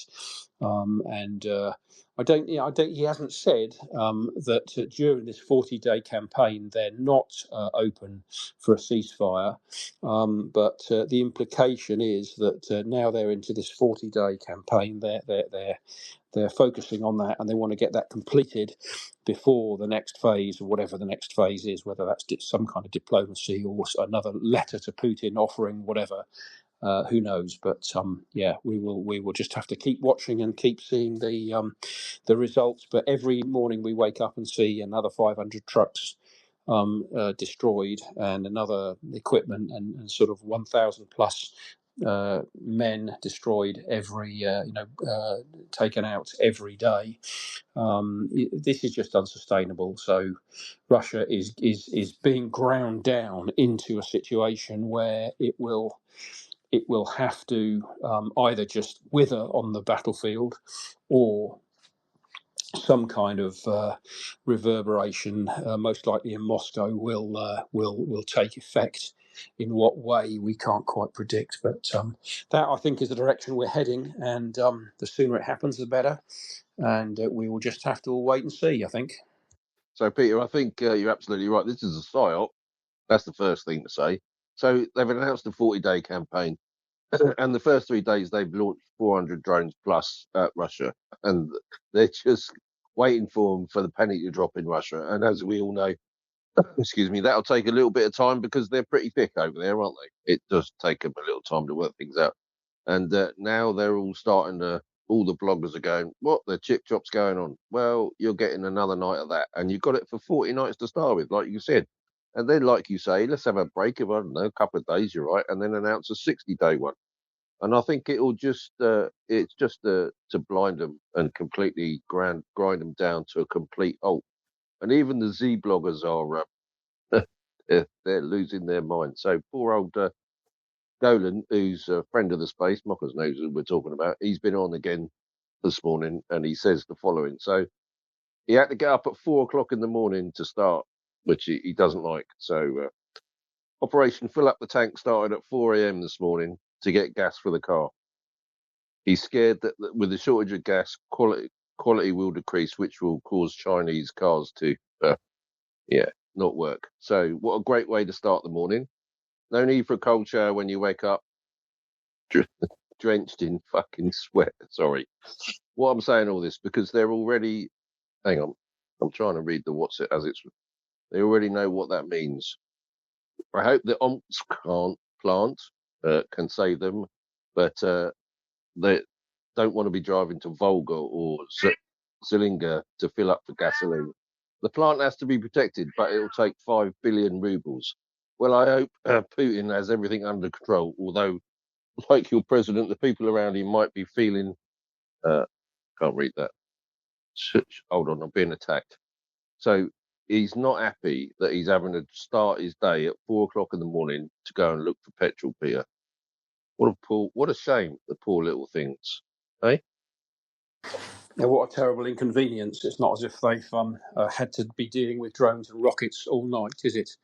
But when they are, then they'll get a taste of their own medicine and understand what they've actually put other people through. And well, I would make the observation, Pete, that he actually woke up as opposed to waking up with the building around his ear holes, which is what the Russians do to the Ukrainians, isn't it? So there is a little point there. Actually, mate, you did wake up, and you can go and look for petrol because your building didn't get bombed, but you bomb Ukrainian buildings with people in them every fucking single day, you arseholes. Sorry, people. I do slip into the vernacular now and again, so that does annoy me. But the mere fact that this is becoming one and all of them are starting to talk about this is absolutely wonderful. Yeah, it's very good. And we can see sort of the general direction this is going, and it's becoming difficult to sort of control the Kremlin narrative because it's getting undermined by this reality. The Kremlin narrative colliding with the reality of the situation, which is things obviously are not going to plan, either that or it was an incredibly crap plan in the first place, which it was, of course. But it becomes impossible for the Kremlin to maintain this facade that everything is okay and everything is normal and it's as it should be, and increasingly the Ukrainian narrative and the Ukrainian sort of reality of the situation is shining through, and people can see this more and more, particularly where they're open to free information. Don't forget, one of the reasons that the Russians are asking what's happening is because the information sphere where they're living is being so tightly and so heavily controlled, and has been for ages. They simply don't know the reality of the situation. They're being told that the Russians only target military facilities in Ukraine. Of course, as always with the Kremlin, this is a lie. If the Kremlin says that, you know the opposite is true, and therefore the Russian population simply are completely ill prepared for this situation. They don't know what's hit them. They don't understand, and because the regime cannot admit to its weakness, it's trying to say that the petrol queues are due to the summer vacations and lots of people wanting petrol and everybody panicking and overfilling jerry cans and things like this. When the reality is, of course, that the petrol production has been taken offline, but they can't admit to that because of pride and because of this narrative they're trying to put out. So they try and invent all sorts of spurious reasons why this is happening, and end up making themselves look ridiculous, because at some point the vast majority of the Russian people are going to work out that no, the reason that we've run out of petrol is because the oil refineries have all come under attack, sort of on a sequential basis, and that reality is going to dawn on them at some point, and I think probably for some of them is already dawning on them, and how that will affect things going forward is difficult to say, but at some point it will be clear that the Ukrainians are winning this war and are going to win, and the best option for Moscow is simply to just get out of Ukraine and go back home, and then they probably will not come under such attacks, and that would be the best solution. The problem is the people at the top won't countenance that, and are obsessed with their ridiculous military adventure, and it's going to end up bringing them down. And I think that is going to be the outcome, and the sooner it happens, the better. Anyway, we have Richard again, so let's go back to Richard. Hi guys. So just as you were saying there, on winning the war, I was speaking to my friend yesterday that they said, well, what if Putin brings another 1 million men to the front lines? And I said, well, at the end of the day, we're now hitting them 80 kilometers away from the zero line. They are not getting within 80 kilometers of our guys in a lot of directions. And especially when you're taking out all of their logistics. I mean, we're going to win the manpower war just because we're actually looking after the lives of our guys. We're actually making sure that our guys survive and get through this. And even now, we're actually able to take so many of our pilots off of the front lines, and they can be piloting from Lviv, from Kyiv. They could be piloting from Bali if they wanted to. As long as you have fiber optic internet, you can now fly our stuff from anywhere on the planet. And yeah, that's exciting, and it also means that we can get some of our guys out of danger, some of our guys into safer positions, because if they don't need to be in a situation where there's a possibility of an aviation bomb being dropped on them, let's make that possible. So it's just very, very exciting that, our guys can fly from any city in Ukraine now. Yeah, which is great news. And I think that the point here is that the situation's got so bad for Russia that if they had mobilised a few years ago, they might have stood a chance. But what a lot of people have missed is that the military hardware and all the kit has now of Russia has now been so badly degraded. They simply don't have tanks left. They don't have armoured personnel vehicles. Not that these are really a lot of use on the front lines because the nature of the front lines have changed. That they just don't have the equipment available or the uniforms or anything for these million men if they ever appear. Not to mention, of course, these men are all going to need fuel, so that's another strain which we know they don't have and increasingly running out of. So if they were to supply these million men to the front line, they just become, more targets. And I think Fedorov was asked about this, and he says, well, that's one of the big uncertainties about the war, why he's reluctant to predict the future. But fundamentally, if they were to do that, the result would just be that we'll kill more men.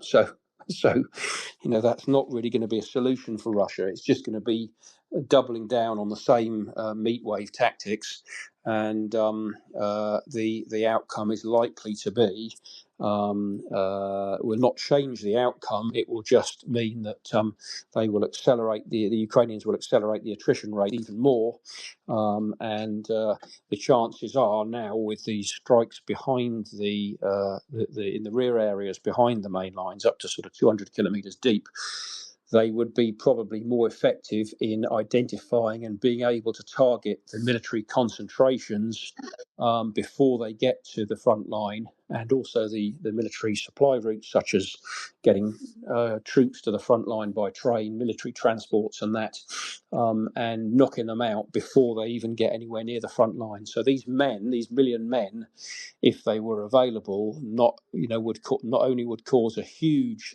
social ruction in Russia by going through a conscription situation again, but they would get knocked out. Of course, they wouldn't have the training, they wouldn't have the preparation that you would really want to have in this sort of situation. So the answer is fundamentally that even if that happens, it won't be salvation that the Russians are looking for. It'll just give them a whole load more problems and result in more these meat wave attacks being repelled, and more chaos internally within Russia, because you're going to have people asking more questions and wondering why things aren't going to plan when it just becomes an inexhaustible supply of people to be eliminated. Right, we've now got Will and Peter S's hand up, which is good. I didn't see who was first, so I'm going to take It's Will Will. Right, first. okay, excellent. Will, go ahead. Hey, thanks, guys.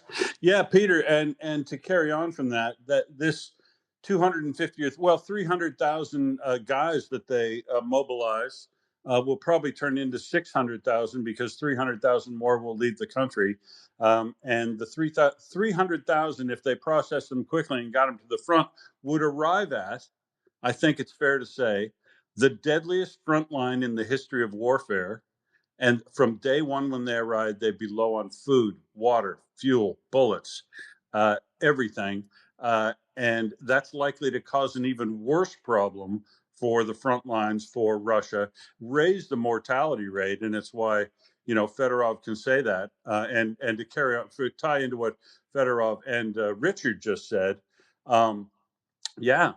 this is both fed in the drone dominance of Ukraine has allowed them to get to this point where Russia is now fearful. I mean, we knew that when Ukraine went down to Dubai and sold them P1 Suns, and we're talking about how they were going to control them, and essentially revealed what Richard just said, which is, hell, they could be flying these from Lviv.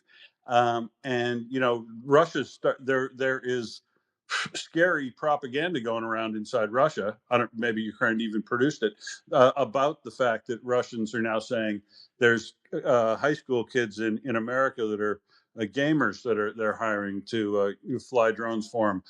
none of that's true, but it's they're horrified to thinking of it now in Russia.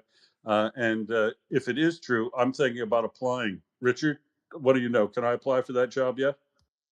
Perth. I'll fly from Perth. So he's dropped down, Will. But actually, there was another point I wanted to make or have your thoughts on.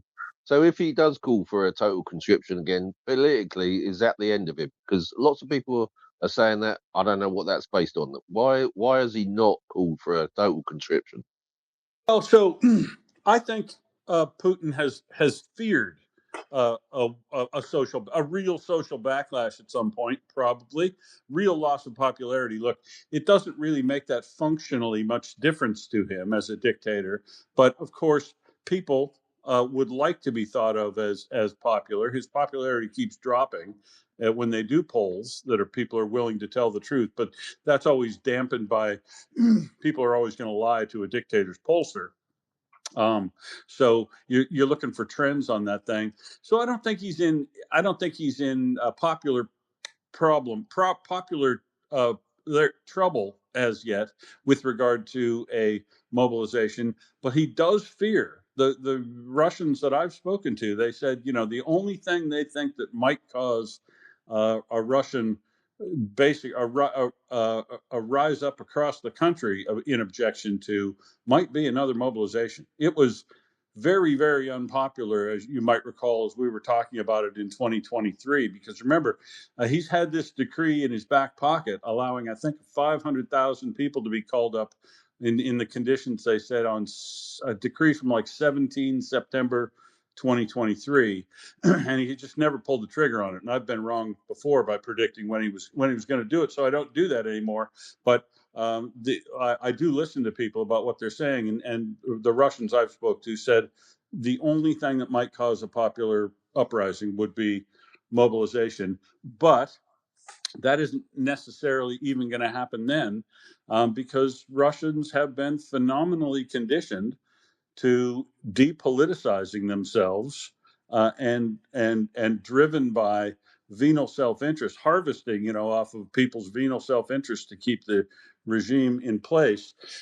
But as people realize that social contract of you turn over all power to us and we'll always make sure your life gets financially better, and the government will stay out of your life. There's still a lot of fear and resentment of the government involvement in people's lives carried over from the Soviet Union.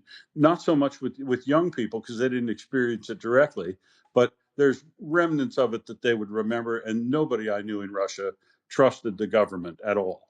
And the joke about why 3 policemen always walk around in the beat, because I asked about it. Why cops on the beat in countries I've been in is 2, right? But in Russia, it's all 3. And I asked, who's the third?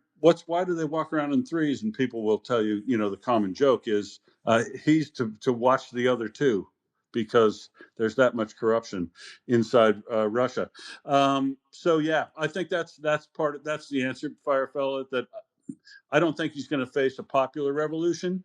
When political change comes in Russia, it will be by the Siloviki and the rest of the oligarchs and security apparatus, making sure that who they want to come to power next is the person that does it. And working that out is like trying to read tea leaves. Thank you, Will. Thought as much. Peter S., you're up. Go ahead, sir. Yeah, just to add to the great conversations going here, I think go right back. It's always been the last stand of the dictators. It's not NATO, it's not America, it's not all these things. It's Ukraine becoming a successful, vibrant country, self-secured, with people with personal wealth driving their Ferraris around or whatever because they're running exceptionally good businesses. And then people in Russia saying, hang on, why are they experiencing all this? And we're living in such miserable situations.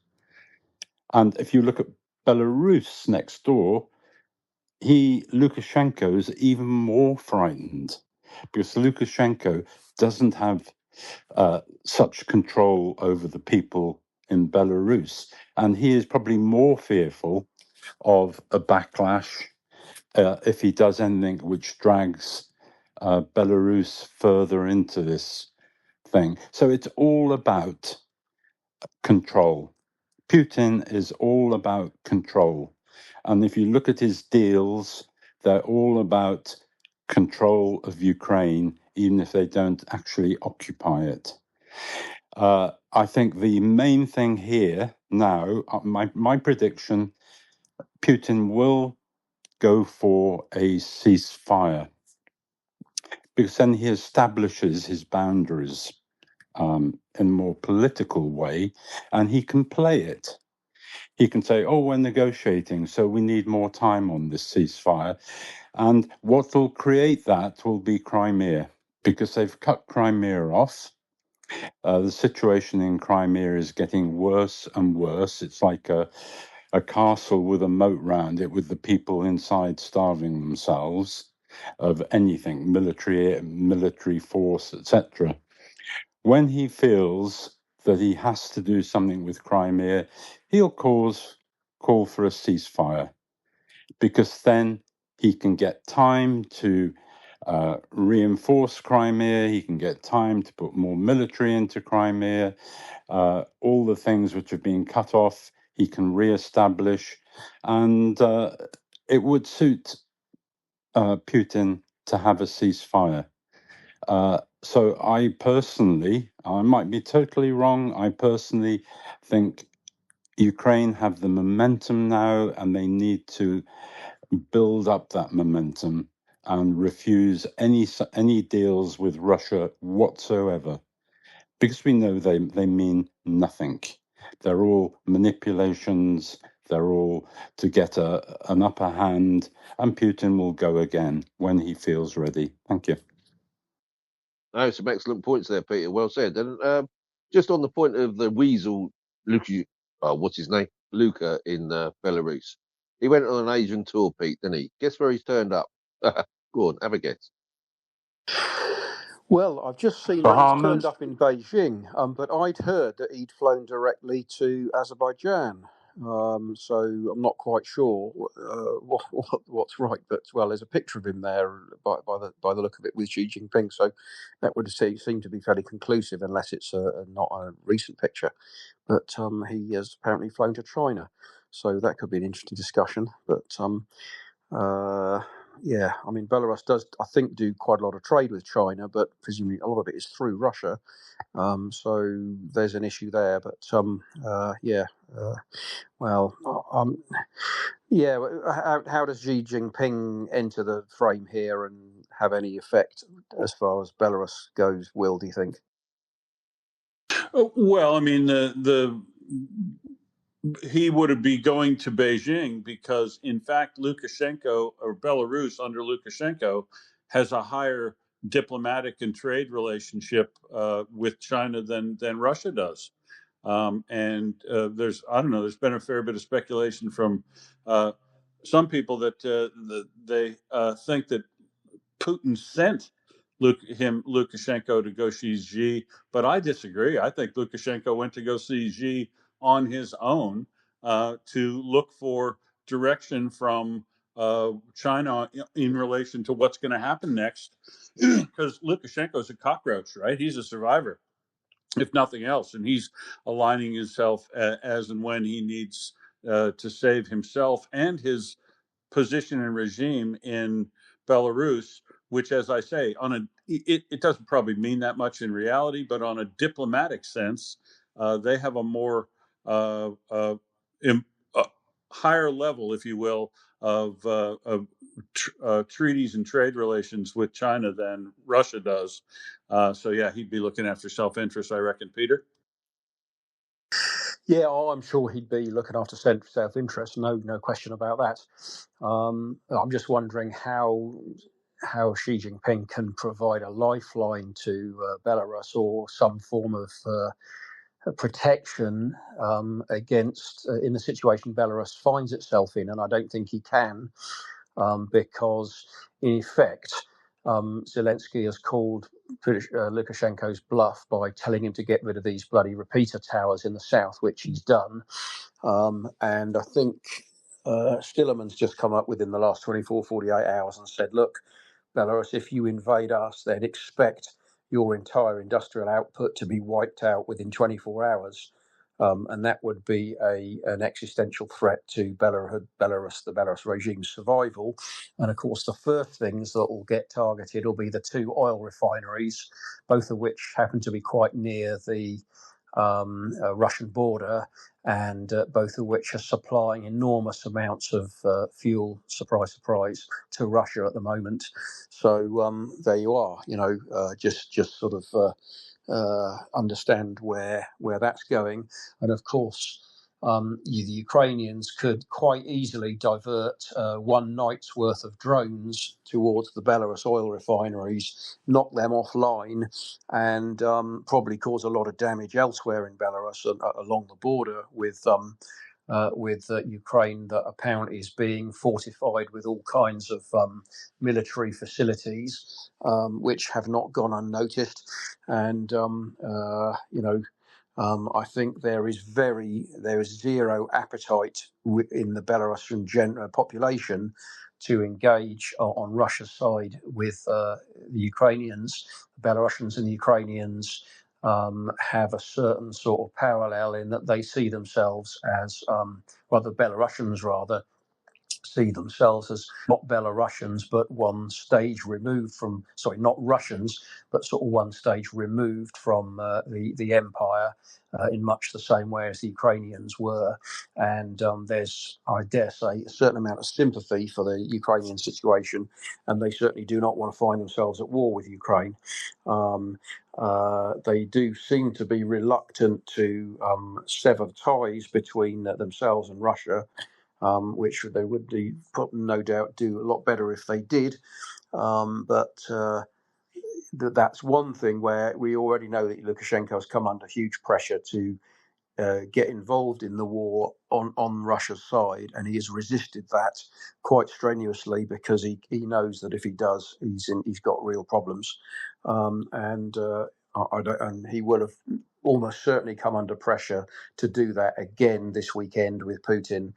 And I think he's obviously, as you would expect, looking after his own priorities, fully aware that if he oversteps the line in either direction, his neck is sort of on the chopping block, as it were. He's already in quite a precarious situation, having effectively overruled the elections that happened a few years ago, where he basically lost, made up a load of mickied up numbers and pretends that he won. The real victor has had to go into exile and operate from there. And his regime is, as I say, pretty shaky, much like the Kremlin as well, because in reality is that all these dictators live on a pretty tenuous sort of grasp on power, and if anything goes too badly wrong, they risk losing it. And that is inevitably what's going to happen in Russia, because things have not only gone badly wrong there, they've gone so badly wrong that there can only be one outcome. It might take a long time, but that outcome is going to be inevitable. And when you combine that with Putin's aging as well, 72 or whatever he is now, none of us live forever, unfortunately, and he certainly doesn't. And it looks like he's getting towards the end of his shelf life, and the sooner the better people realise that, and perhaps give him a bit of a helping hand, then that will be better for everybody, because it will allow the situation to move on. And I have thought for a long time that really the only solution to this problem is going to be basically getting rid of Putin, because I'm sceptical whether he will actually accept a ceasefire. To him, that will be, or any kind of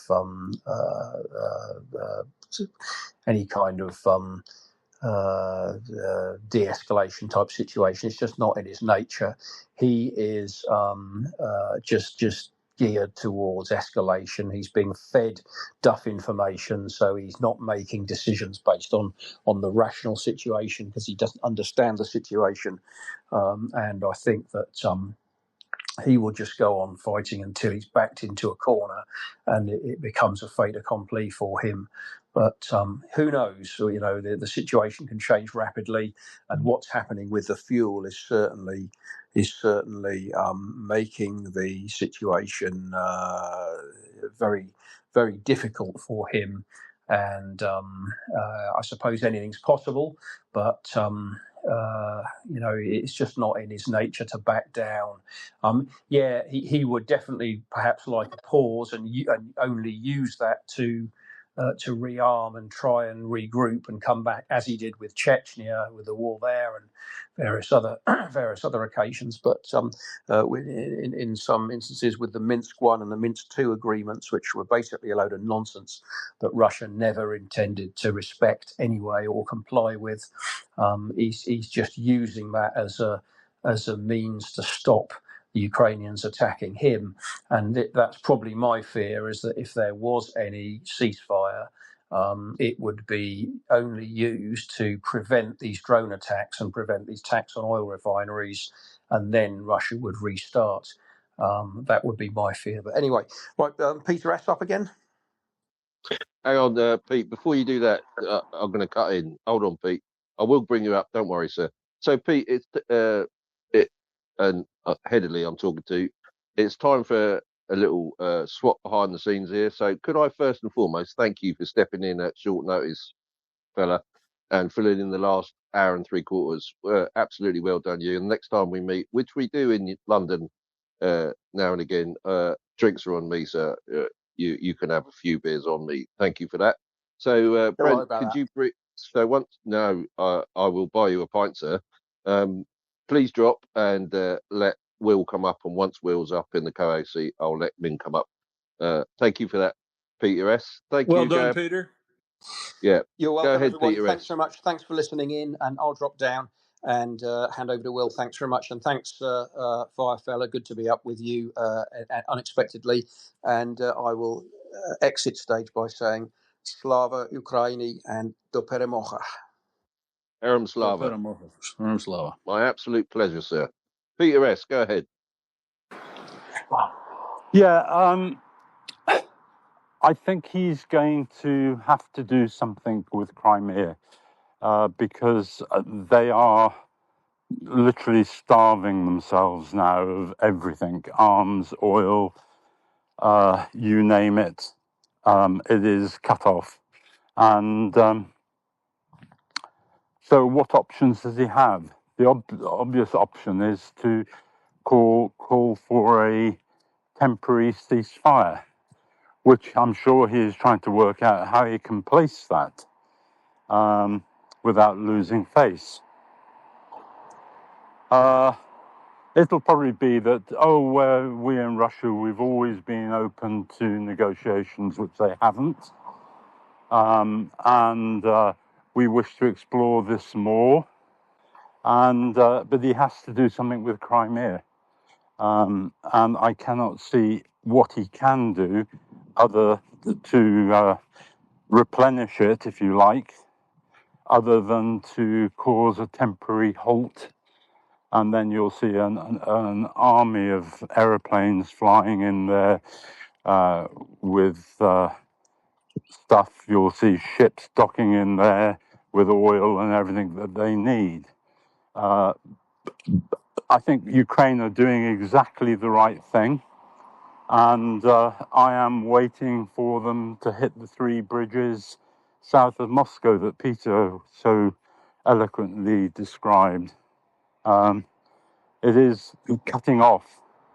It doesn't matter how many people Russia can put together. If they've got no supplies, because those supplies have been cut off, it's a complete waste of time. And it makes me laugh how Putin will say, "Oh, if Europe do this or X does that, it's going to be the start of World War III." What with? Really, what with? A bunch of untrained conscripts. It's we keep allowing Putin to win the social media battle, the fear thing, and that's what he works on. He works on fear. I'm going to do this. I'm going to do that. You're going to regret it. He really is punching above his weight. He really is punching above his weight. Thanks. Thanks, Peter. Yeah, thanks, FireFella, for your time as well. Let's see, bring you back as host, and we'll bring Ming in next to me as co-host, and we'll be off and cooking. Don't know virtually anything that Mockers would have covered before, except for I hope the ads, because we're not here just to find out, to keep everybody up to date on what's going on in Ukraine and talk through issues like raised there. We're also here to raise some money if we can do. FireFella, go ahead. Yeah, just to say, Will and Ming, we didn't cover the ads. Poor old Mockers got taken in halfway through the show. Hey, And Pete's, who gave her a day off? I don't remember approving that. yeah, bless her, she's lifting stuff she shouldn't lift, and she's done her shoulder in again. She's not feeling well, bless her heart. Oh, crikey. So Pete stepped in She last really ought minute. to have So a man to do that stuff for her. steady on.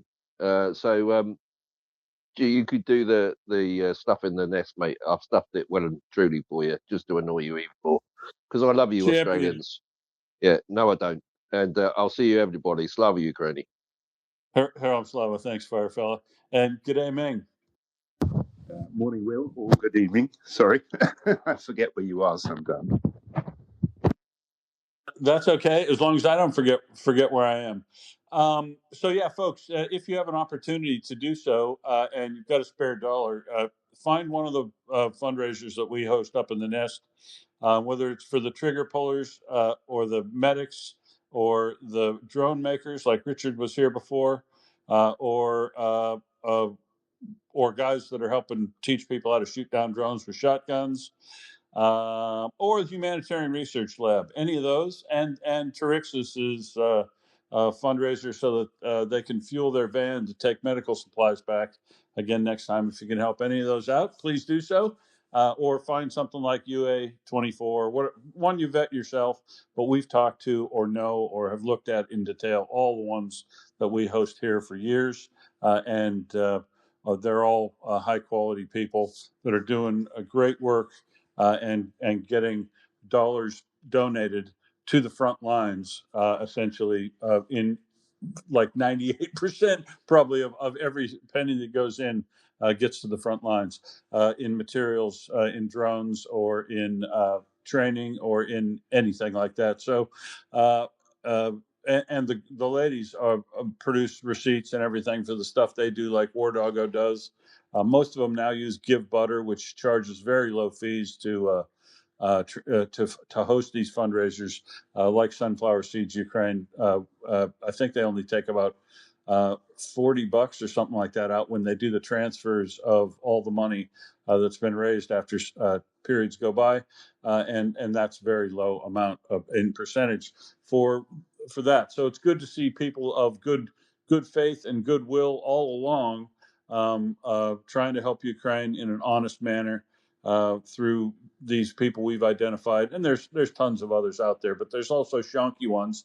So if you want to make sure that your donation dollar goes to somebody who's going to do some good, as you define it, we probably have looked at them too, and the ones we host are good. So help them out if you can.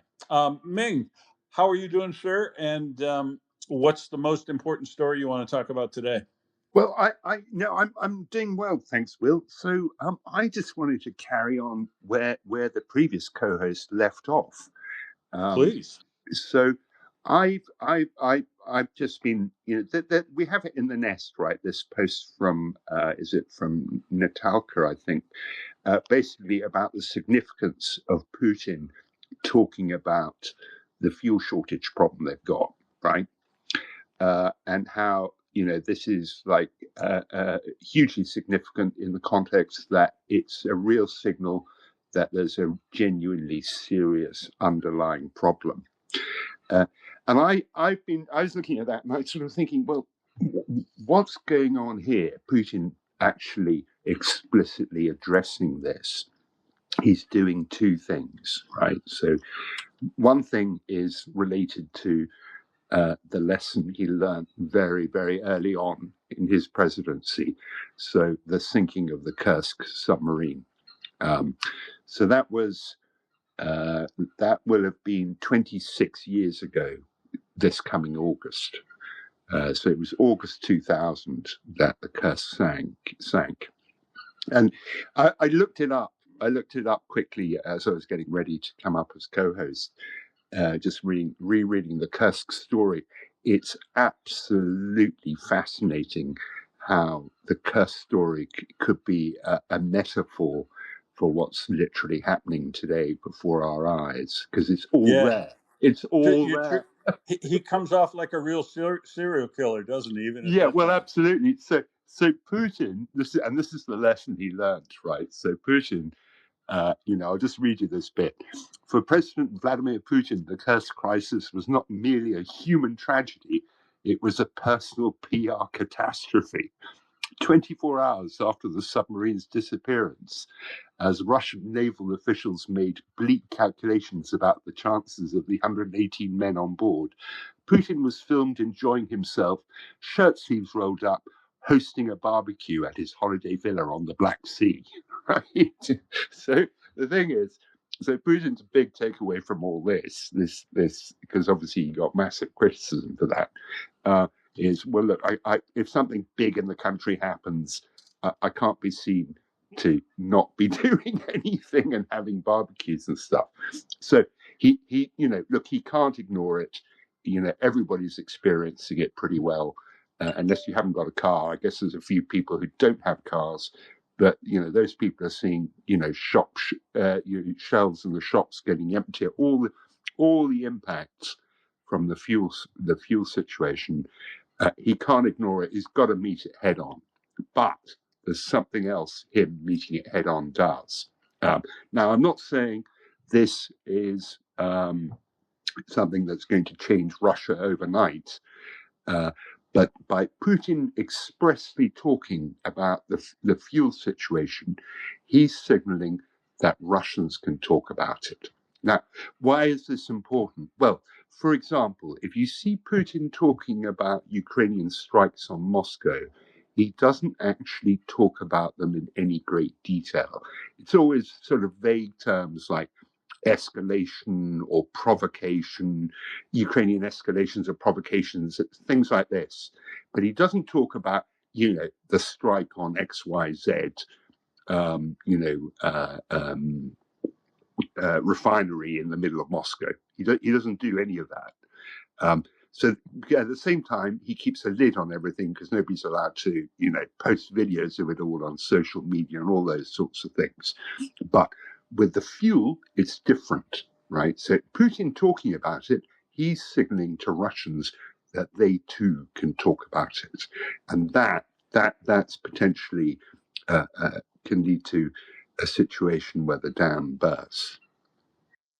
Or as he's probably thinking, lets off the steam, lets people complain, and hopes his appeals to their come together work, right?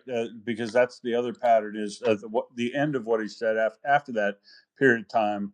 He called for people to unite, noting that it's their internal unity, which Russia's opponents are trying to shake, undermine, cast out on. Just their external enemies are trying to destroy them. That's always been the source of its strength, is its internal unity against these external forces. So, yeah, I don't know if that appeal will work again. It really depends on whether there's some trigger that can cause people to hit the streets generally across the country. Gasoline prices, I don't know. I just don't know whether or not that it'd probably do it if you tried it in America, right? If they were paying Well, no, but $16 a liter it's for not. fuel. Well, it's not just the prices; it's the knock-on effects, right? So, if you think about a truck Absolutely. delivering food to some, a supermarket in, I don't know, Ariol or something, that truck is their fuel bills presumably doubled or whatever. They may not even have enough to get there. That's going to have a massive inflationary effect on the prices people are paying. Massive. In fact, it's gonna lead to even worse. It's gonna have inflationary effects and the shock outages that will cause people to do other bad behavior that's bad for your economy as it starts to break down, I think. But just to finish off on the Kursk and how it's a rather fascinating metaphor, because everything we see, it just and this is just me looking at it as a sort of metaphor for what's going on, right? So initial military report about it. The Kursk was suffering minor technical difficulties. Well, we've seen the equivalent of those kind of reports before. It's everything is there. The whole thing about the military lying up the chain about what's really happening on the ground. It's all there in miniature in the Kursk.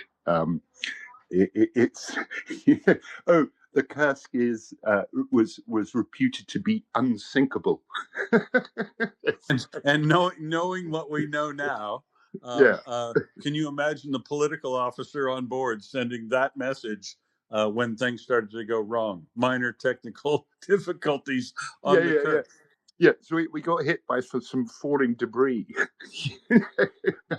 Yeah, and then on in, it just gets worse and worse and worse. So if you look Yeah, at competency, caring, and then the absolute stone cold serial killer behavior that Putin basically presents to the families when they yeah, ask about it. and then that whole episode where they kind of forcibly inject a grieving Right. widow They with got the people out of the drugs, crowd and injected them. Yeah, yeah.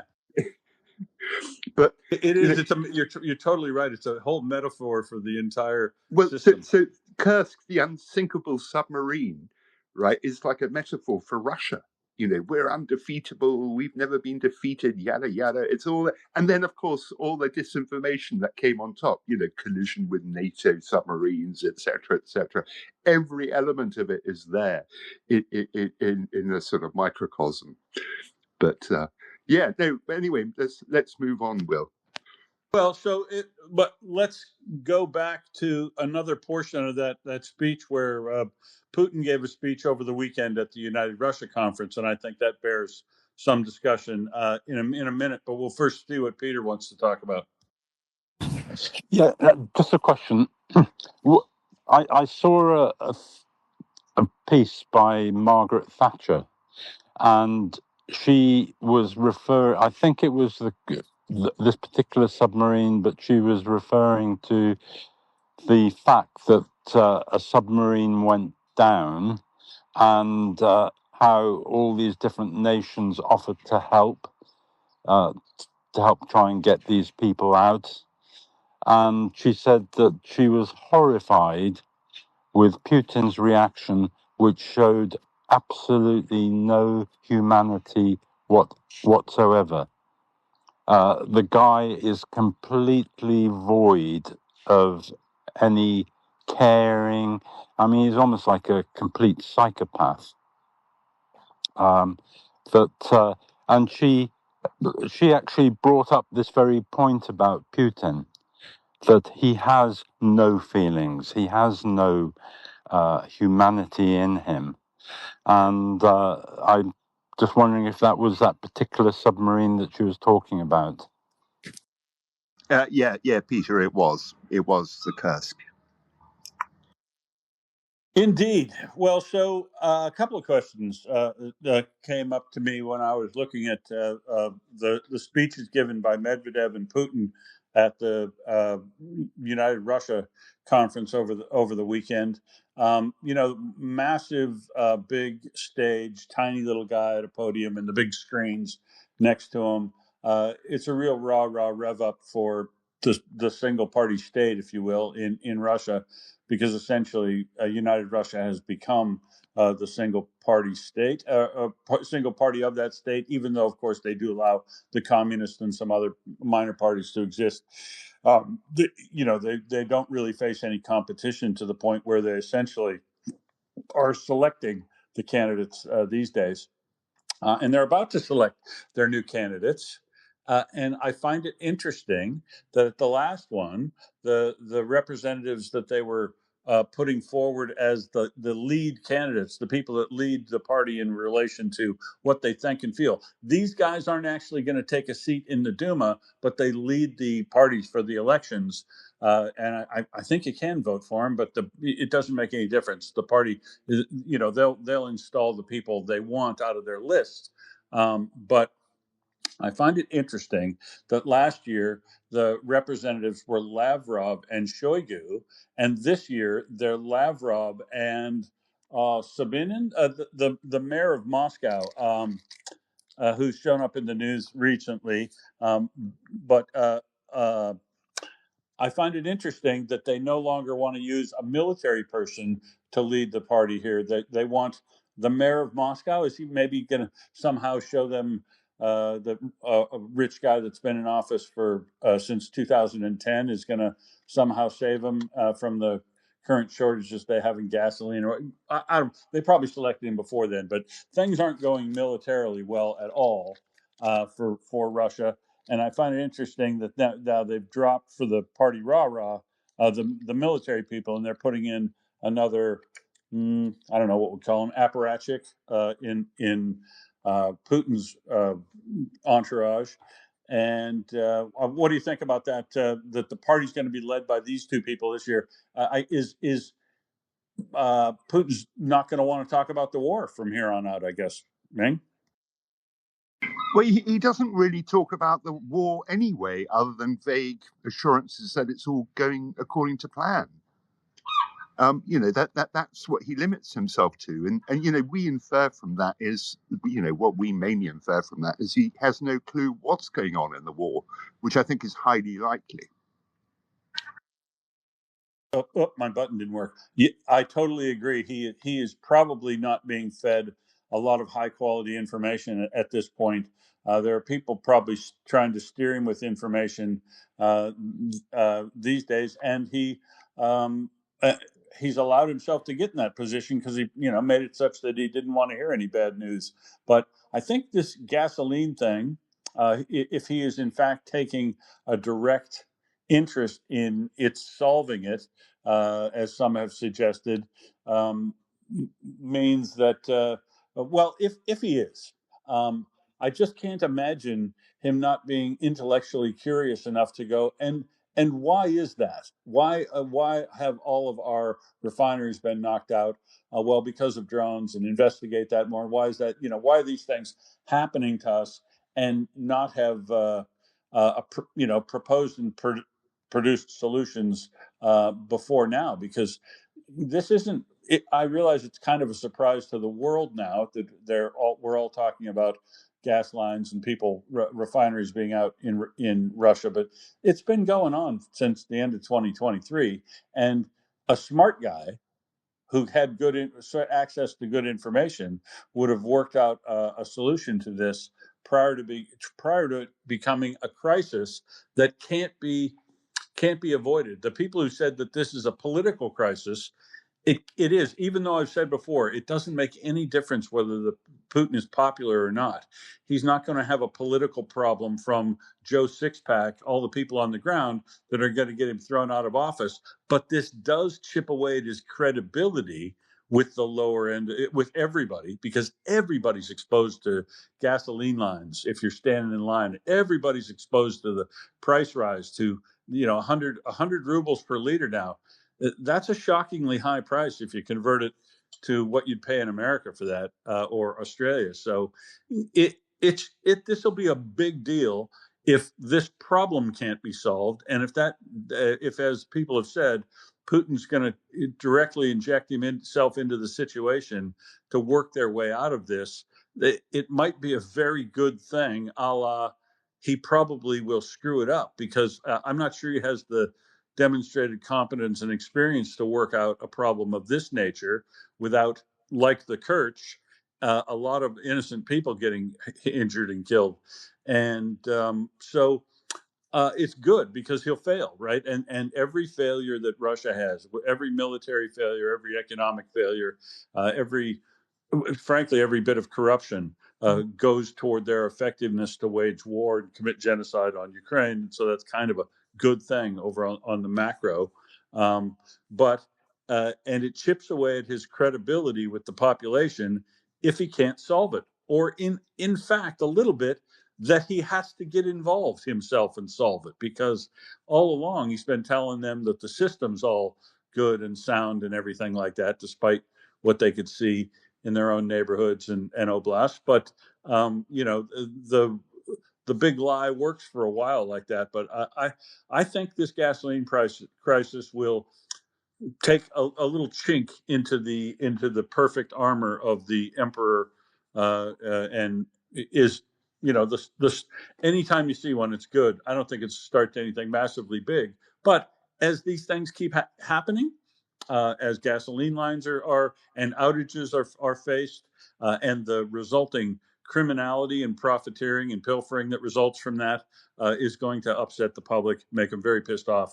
If you add to that a mobilization, and you add to that sequestration of their bank accounts, as they're proposing to do, others are proposing to do, it's a recipe for chaos, essentially. And the it, if he can't find a way to make his economics work better for the people at the bottom, such that they're not facing shortages of the very things that make their life better, that he promised them if they just turn over all control to him. The social contract totally breaking down. And if the next step is people being willing to complain about the social contract being broken down, and the third thing is the epiphany of those people and their willingness to say, this is connected to the war in Ukraine. Ukraine is only doing this to us not because they're terrorists, but because they are responding to our terror attacks on them. We need to stop this war and get the hell out of Ukraine. As if they do the epiphany, and enough people do it, then you've got real change in Russia, from wherever it is, the bottom up, or the guys in the middle, or the guys at the top, a group of guys in the Siloviki. If the pragmatists won out in the argument about stopping the war,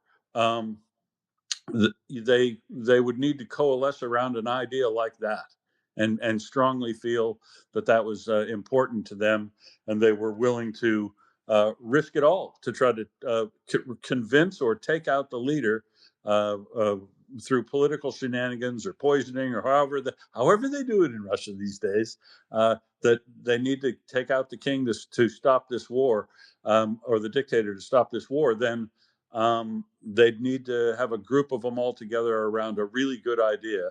And the really good idea is the epiphany that we need to stop this war and get the fuck out of Ukraine, so that we can save the lives of ourselves and our children and our grandchildren, and the capability for Russia to stay together. This guy Putin really isn't interested in the well-being of Russia long term. It's clearly obvious of that, whether or not you look at his record on a person-to-person basis or on the macro basis, which it's now being reflected in the 1.4 million casualties that Russia's now suffered in this war as of the other day. It's undeniable that they need to get out of this war, but I don't know. I don't know how you get them there, but they've got to get there. And each one of these things that happens, gasoline lines, everything that Ukraine's doing, weapons factory destruction, It's all a chink, chink, chink, chink, chink, chink, and the gasoline line shortages. If that causes people to have unrest and demonstrate their unconfidence in their leaders who have taken them to a silly, stupid war and are getting everybody killed. I hope it happens, but I don't. I'm not expecting it to anytime soon. Yeah, so before we go to lexicon, I just wanted to mention just a little side note to something you mentioned there, Will. So this call to sequestrate people's bank accounts, that came from Zyuganov, the leader of the Communist Party. So I strongly, now I wouldn't, Zyuganov in the sort of spectrum of people who understand economics. I suspect he's not one of them, but he does understand the state seizing private property, and it's going to sound okay coming from him, right? Because it's the kind of thing exactly you expect him and to say, right? And he's, I think he's 83, and you're like, yeah, well, what do you expect an 83-year-old communist to say? He was probably party to it the last time they tried it. But Yeah, the funny thing is, I think he's been clearly put up to it to float that particular balloon. Maybe you're right. So, lexicon, do go ahead. Okay, yeah, well, yeah, I think that for sure Putin knows what's going on in the way, and to the extent that his bloody generals know what's going on. They know in the way that they are capable of seeing it through their whatever polarized glasses. But what's gonna move it. What they're going to learn from is that, well, I just want to say that also in the past we have mocked Putin for like Hitler wanting to micromanage this war, and we've seen evidence of that before. So we know that direction from the top in the propaganda war, as well as the rest of it, is coming like constantly out of the president's office. And then, yeah, so what they're going to learn from is the school of hard knocks, and they're getting the 40 days and 40 nights of hard knocks. So things going on. I mean, it's not just that people in Crimea are upset. I don't think that's the point. First of all, Crimea is becoming a burden because all of these people are in the way and have needs to be serviced, when that wasn't really what Russia wanted out of Crimea. They wanted it to be a nice place to earn a hell of a lot of money for them every summer, and the unsinkable aircraft carrier. So all the logistics on Crimea are being bunged up, and that's meaning that rather than being the supply road, the easy supply road for via the land corridor for the whole southern front, it's not working, and it's a burden. So that's one thing. And then in these 40 days, so the first few days of the 40-day campaign have really, I mean, the impact on Crimea is, I think, compounding itself. It's accelerating. Then the other thing is that Ukraine appears to be hitting, even today, points on the logistics lines into Donetsk, Luhansk, and this will come to affect even their wonderful glowing Kostiantynivka, because the supply lines to that are looking like they're affected. And I think that's just the beginning of how supply lines to the eastern and northern kind of fronts are going to be affected. I mean, the interesting discussion by Perun. Actually, I haven't listened to him for a while, but it's a really good discussion that he dropped this week or the end of last week on the weekend. He really does show and point by point detail how the development of the mid-range drones, with their terrific payload and accuracy and capabilities to get through, has changed so much of how the Russians can prosecute the war. How the meat wave, not only the meat wave disappeared and they're doing this small scale infiltration, but how the Ukrainians are able to, one, have got used to it, know how to handle it. It's not panicking them. They can live with it, and they can hit the supplies to these infiltrators with with the medium range drones, like deeply into the not only the gray zone but the supplies behind, deep into the enemy's base.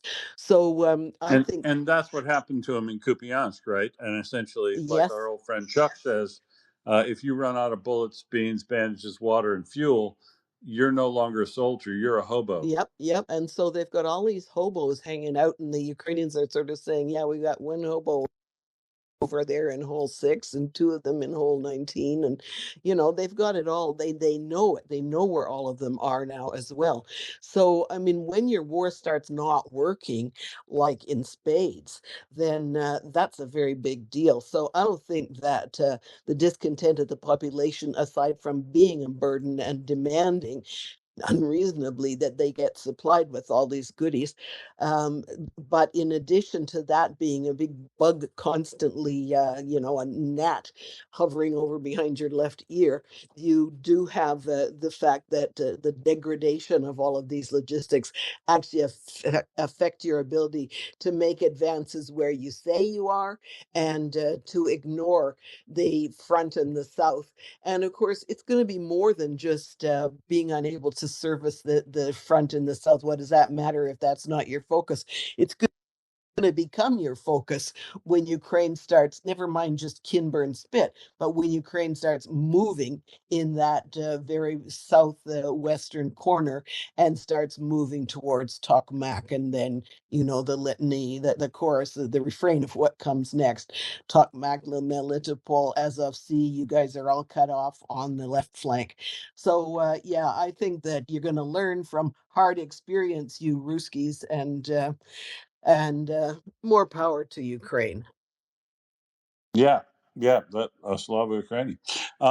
So, Ming, yeah, before we, go ahead. yeah, so Will, I just, how I do that little search in Russian for, What star you got for us? yeah, deficit toplива. so, fuel shortages.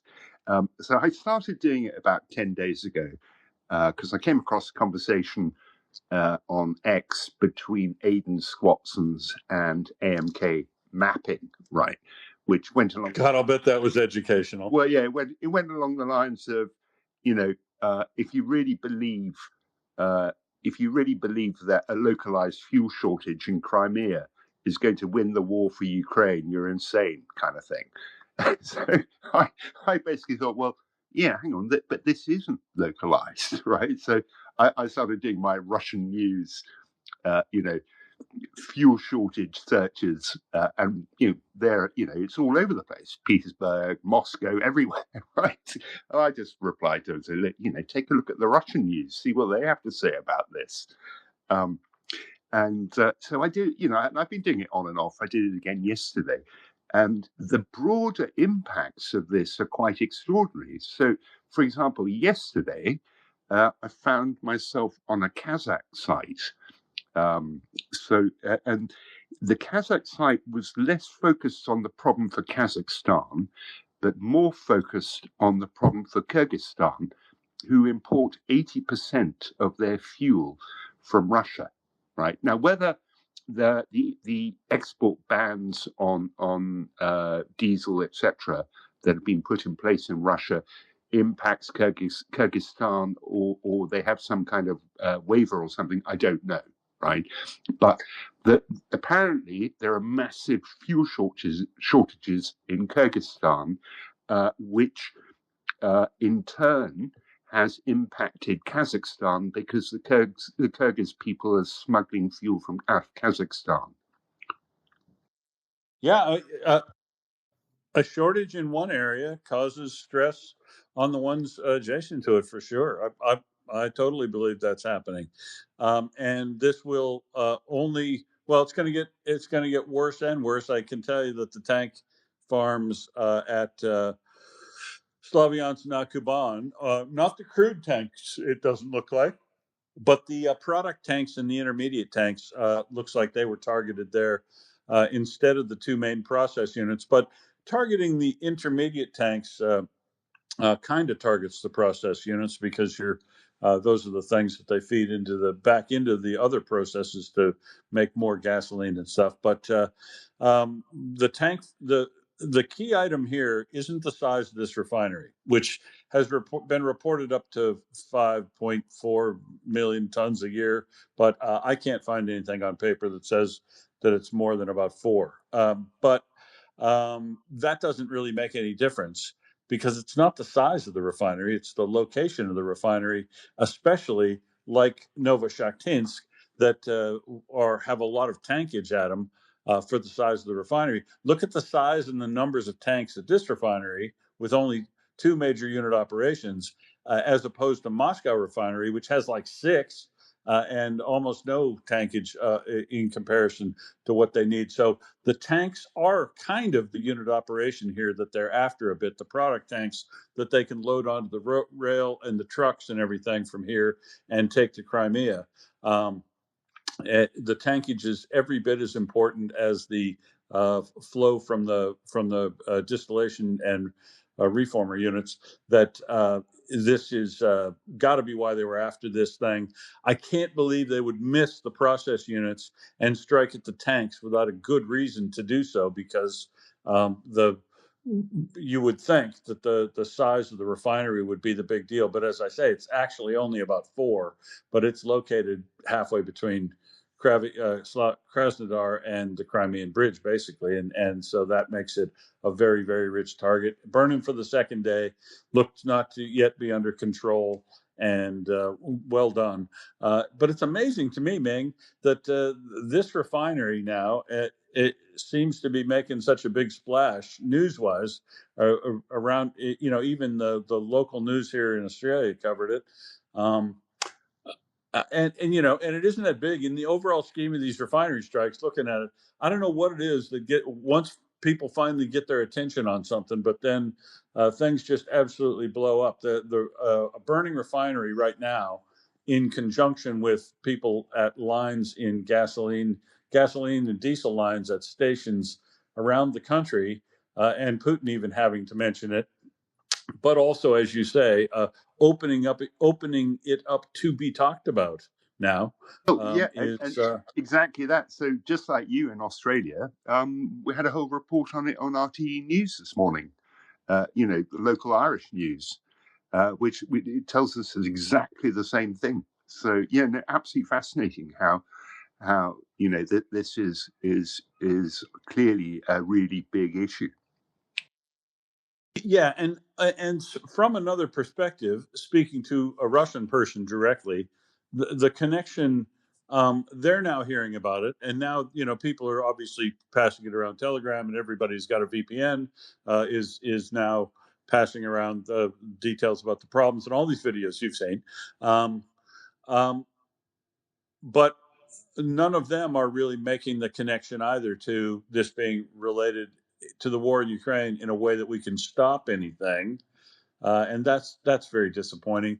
And the connection they haven't made yet is, but with regard to believing any stories about, it's pilfering and it's criminals and it's people that are hoarding, freaking out and hoarding, stuff like that.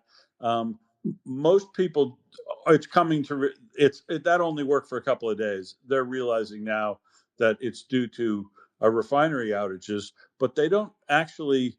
They kind of think it's from like the Moscow refinery or the Slavyansk one at the time. They don't sit and look at it every day like I do, of course, because I'm a freak. And they haven't put all the numbers together. Go, you know what?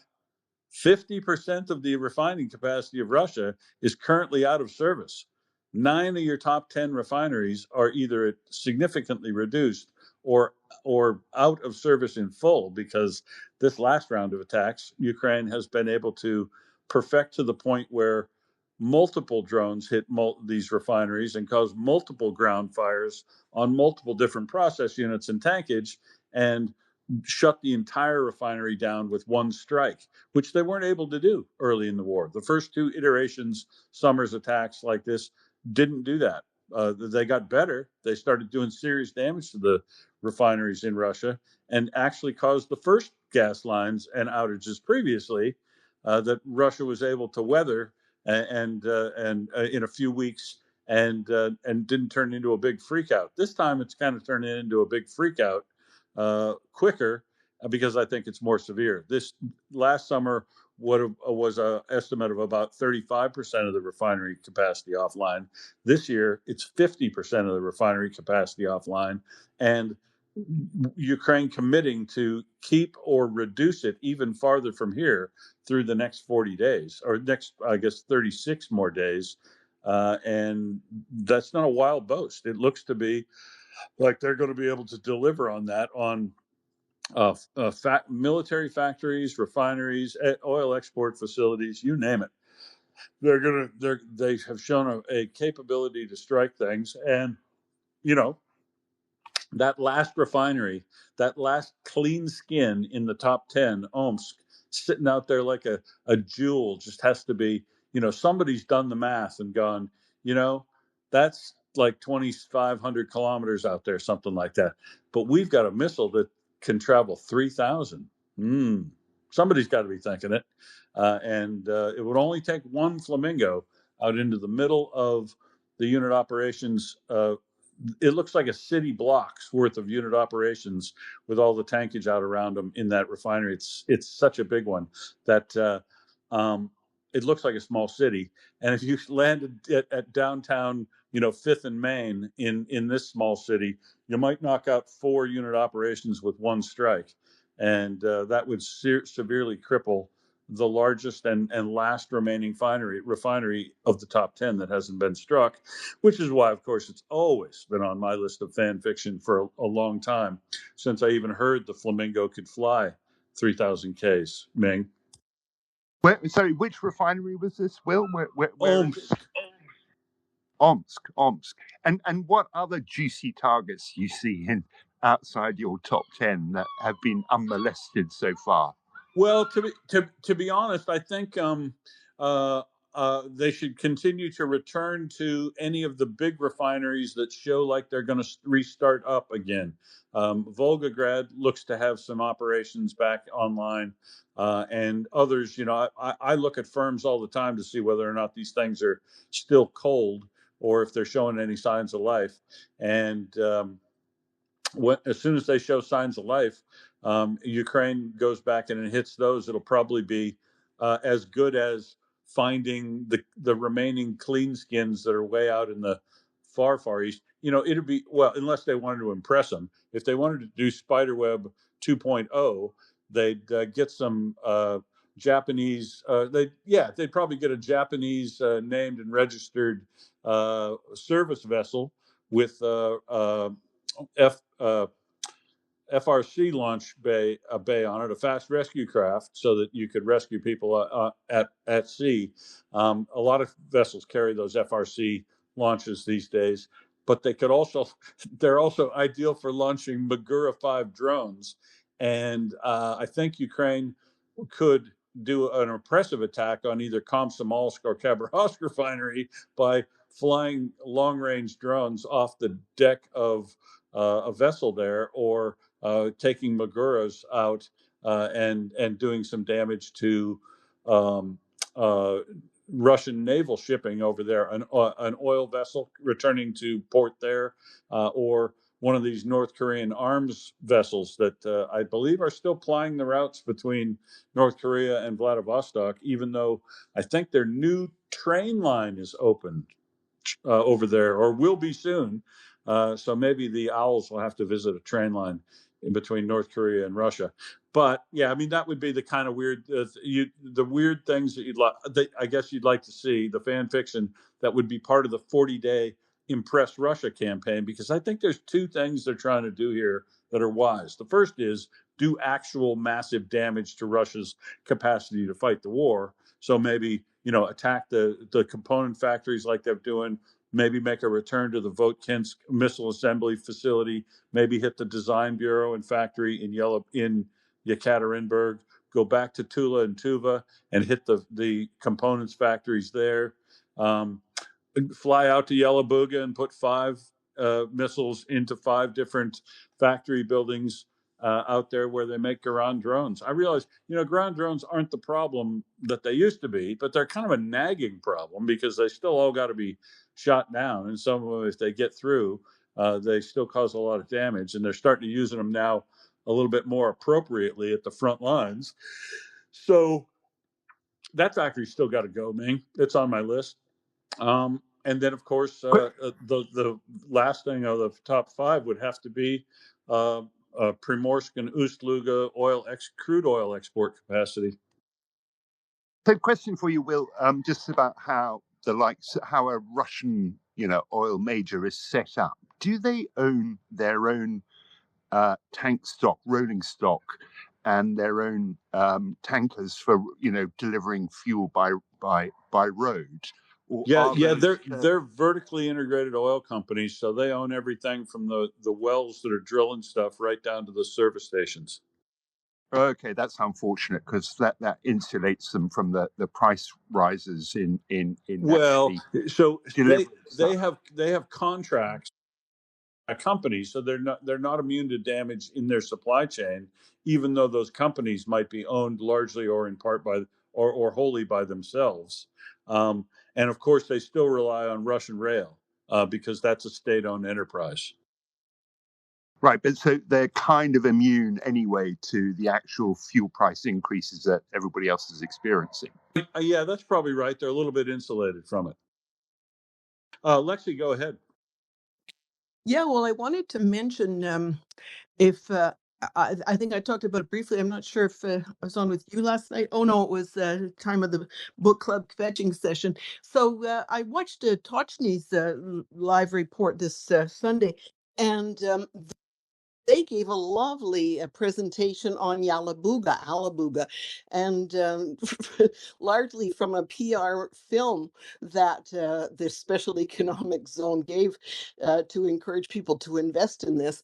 And they were able to blow up stills from this and to to glean a great deal of information, largely because having people who know what they're talking about investigate it. So this Daniela. Yeah, everything from and they make everything out there, don't they, Lexi? Everything from It's just the word casting of integrated. engines to coating and everything. Yeah. It all integrated, as you said, completely. So forging, the material itself, the fiberglass type of thing, the matrix and net. So all of these rooms were being shown. Of course, there's a helpful diagram of the entire plant, technical drawings for that and for an expansion plant and so on. Anyway, obviously, if these guys have this thing, so does Budanov and Fedorov and Kamishin and all the gang. And so I'm just hoping that in the 40 days this is on the advent calendar. But what people were asking, well, what's the likelihood, if an FP5 could get through? Then what would it take to do significant damage? Because of that integration, this engineer was reporting that you could hit any one of a number of really key points, of course, key points of failure in the forging, the casting, the shell, the hull building. There's a whole lot of places where you could do huge damage, and that whole plant There is, would and be effed up. So as Lexi's talking, folks, if you're listening and you want to look at the map of this thing, I also did a assessment of Yelabuga back in April, and I put the figure up in the top of the nest on the left-hand side. You'll see the building she's going to talk to you about now. Go ahead, Lexi. Yeah, well, it sounds fantastic because he's just saying that even one flamingo getting through could aim properly, could get and we know that they're quite precise, could do a lot.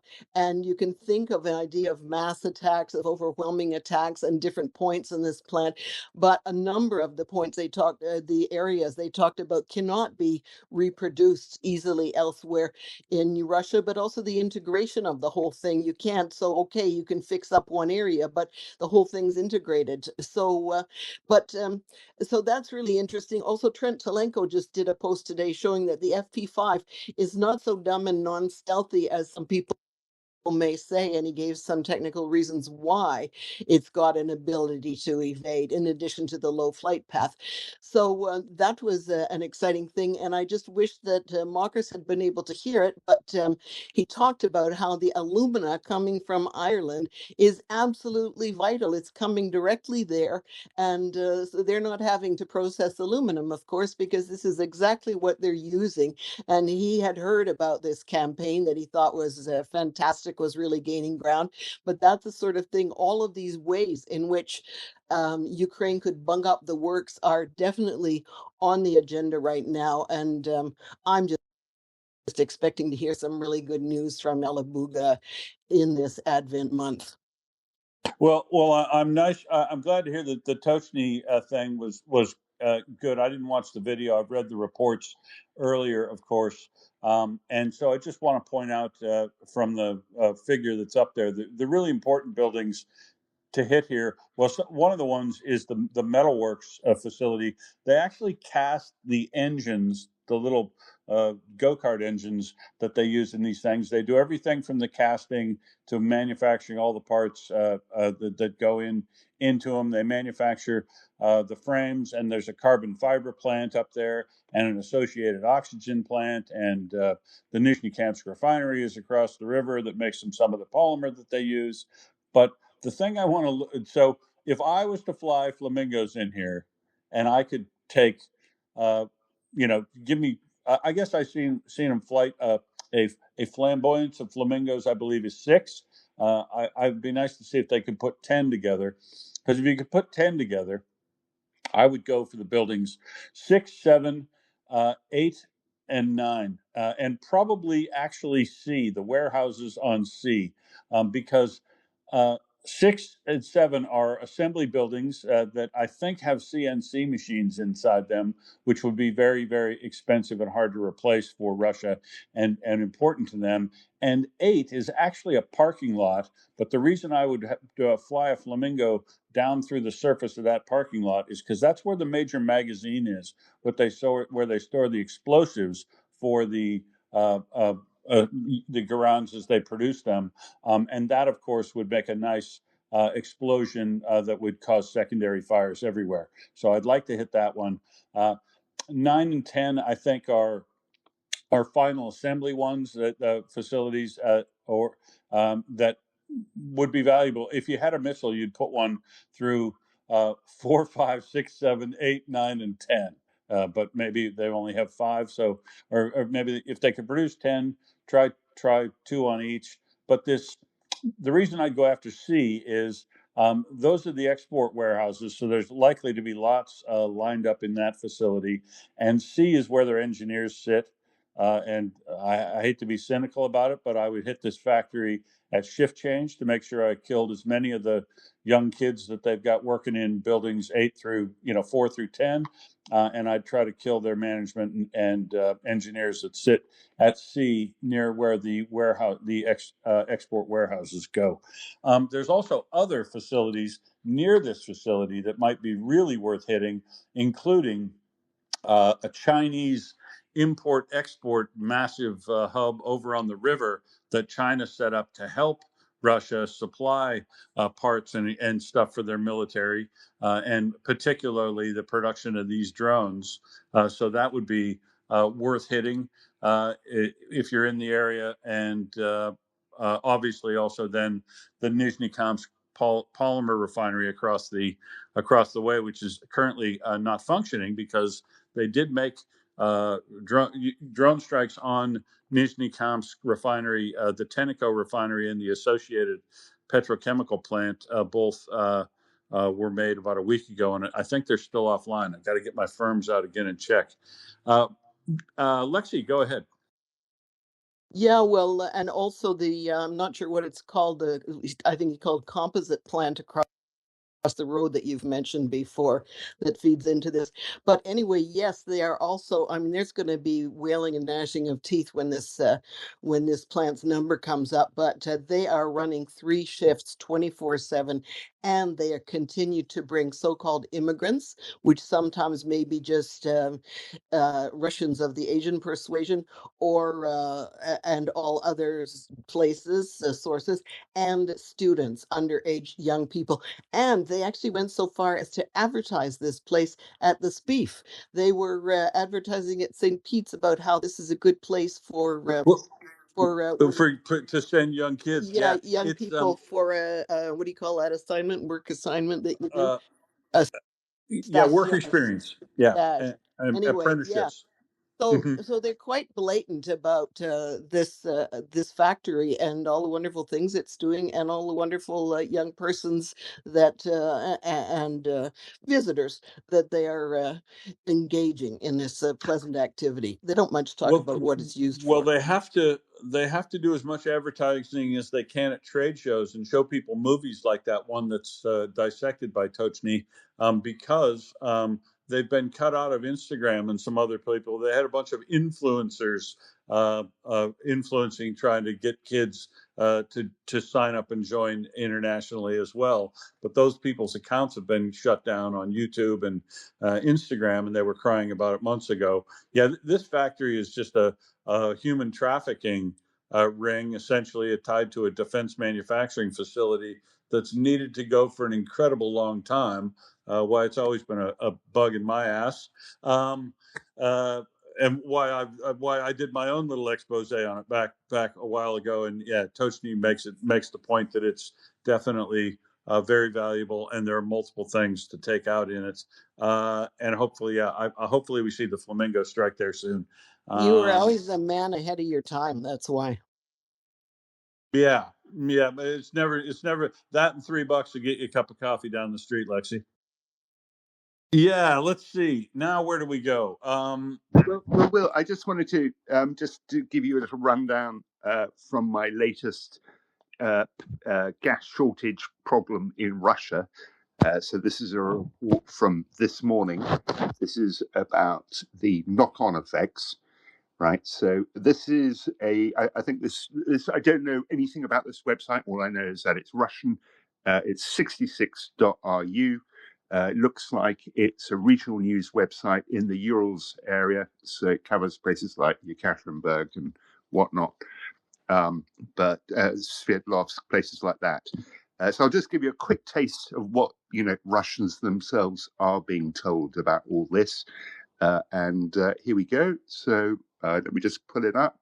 So the headline is almost everything will go up in price in July. The reason is the gasoline shortage, right? So that's where they start. So, why is all this happening? Well, the shortage was caused by several factors. Drones damaged refineries in European Russia, forcing them to undergo repairs. Companies in Tatarstan, the Volga region, and western Siberia had to compensate. However, from April to July, refineries traditionally conduct scheduled maintenance and reduce gasoline production anyway. So what will rise in price first is this paragraph here. So it all depends on the specific industry's reliance on transportation costs. So first and foremost, delivery and taxi services, food delivery, couriers, taxi drivers, where it's 15 to 30% of total costs. Food, right? And the food itself, yeah. Yeah, food is next on the list. So they're expecting food, but to be hit a bit later because contracts with carriers typically fix prices in advance. So that will have a slightly longer delay in direct price rises, provided, of course, that they can deliver at all, right? Because we've seen most Russian companies struggling anyway under incredibly high interest rates.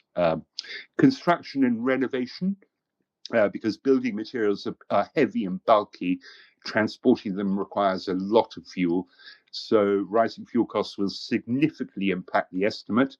Industrial goods, clothing, household chemicals, electronics experience slower and weaker price increases as the share of logistics in their prices is somewhat lower. Now, air travel is the final one on their list. If the shortage affects jet fuel, oh no, ticket prices will rise quickly and significantly. First Airlines have already announced a critical fuel situation for its aircraft.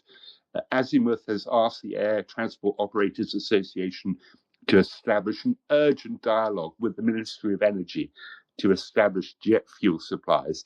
So that if at the very start of this is doing a lot of heavy lifting. And Now, by the Ming, way, in that area too, tell us what is the effect on the maintenance life of an aircraft engine if they start thinning jet fuel the way that they've talked about, I think with a little bit of AI 95. not good, Will. Not good at all. So Yeah, I was thinking that. I thought that'd burn a little bit hot, wouldn't it?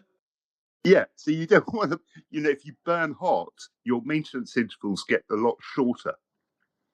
So yeah, it's not good at all, because already they're struggling with their maintenance intervals because they can't get the parts that easy. So if they get, that means they need more parts, more life limited parts for their engines, which is going to impact them anyway. This is quite interesting, all right? So just talk quickly about the impact on aviation. He talked in the first example there of fuel costs being typically, 30% of the cost base of the operations of, taxi drivers, deliveries, etc. Right? With airlines, it's fuel typically is a bit of a yo-yo depending on the price. So personnel and fuel are the two biggest costs, and they depending on the price of fuel, they bounce around 30 to 40% of an airline's total costs. So, US majors with heavily unionized workforces, right, their personnel costs tend to be a little bit higher than fuel typically. But in a high fuel price environment, that reverses. Now, I took a flight a couple of weeks ago to the UK on Ryanair. And when I booked that flight, I was expecting to see a fairly big increase. But no, right? So it was like 29 euros one way, right? So I took a quick look at their financials. Well, turns out Ryanair pretty immune, as they're 100% hedged on fuel until the end of the year. So zero impact on Ryanair until next year, potentially, right? And in fact, Ryanair will be raking in because their hedging position will be totally in the money. They'll be raking in cash from their fuel hedge positions. That literally has become a profit center for them in this particular environment. Now, that's not an option that Russian airlines have, because they don't have the balance sheets and they don't have the banks that can provide those sort of services to them. So Russian airlines... It's funny, though, that if you want to be a successful airline, you kind of have to be a commodities trader. Yeah, exactly. So you're basically a commodities, hedger with an airline on the side, right? And there's some US airlines incredibly good at it, like the one that famously was incredibly good at this was Alaska Airlines. They're another example, and it's one of the reasons they've been always incredibly successful, despite not being up there with the really big guys, like Delta and United, it's American, etc. Yeah, and Alaska was good. I've flown on them. When I go back to the middle of nowhere America, where my rest of my family all lives, Alaska is one of the big carriers there, and they do a good job. Yeah, so I can see a situation arising where this fuel shortage situation is literally going to be fatal to Russian airlines. Right, and that's good, because to be honest, having to pay more money for a flight in Russia because of fuel surcharges, and if they start using adulterated fuel, given all the other maintenance extent problems and sanctions and everything, look, planes are going to start dropping out of the sky in a rash of them in Russia, because these sorts of disaster things based on problems of horrible maintenance and systematic problems like this means you don't normally just face one incident. You'll face a rash of incidents. And look, I don't think anybody, unless I get to pick the people that are on the plane, I don't think anybody would want to see commercial planes falling out of the sky in Russia. But that's where we're headed if they don't stop flying commercial planes around. So anyway, no, I just thought it was interesting to run through that little list of things that this is literally what Russians themselves in the Urals region are being told about the fuel situation. So they're definitely going to be aware of it to the extent that they read their local news. Right, but most of the from teenagers on up in Russia that have a mobile phone will almost certainly have a VPN. And so they have access to, not necessarily going to look at it, but they have access to news of what's really going on in the world and other alternative news sources. So they're probably finding out, doing research about this gasoline shortage themselves. And hopefully that's leading them to further research on the cause of those outages and coming to the right decision. But like you said, the communists the other day, this same bloke and another Duma member from the Communist Party were, spitting facts the other day, truth bombs the other day about the state of the Russian economy, about the state of their society and their public service works and everything like that.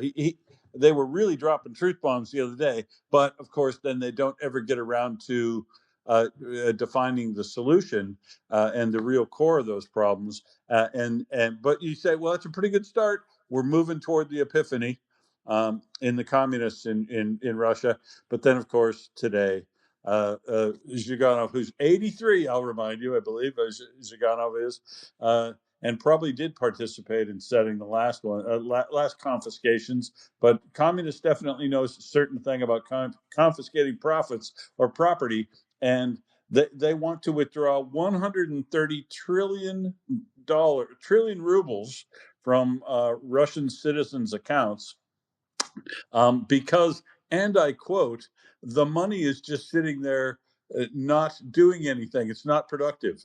It's serving no purpose, which I don't know about you, Ming, but when I have a large bank account, if there's money in my bank account, it kind of does serve a purpose of giving me a very warm, fuzzy feeling.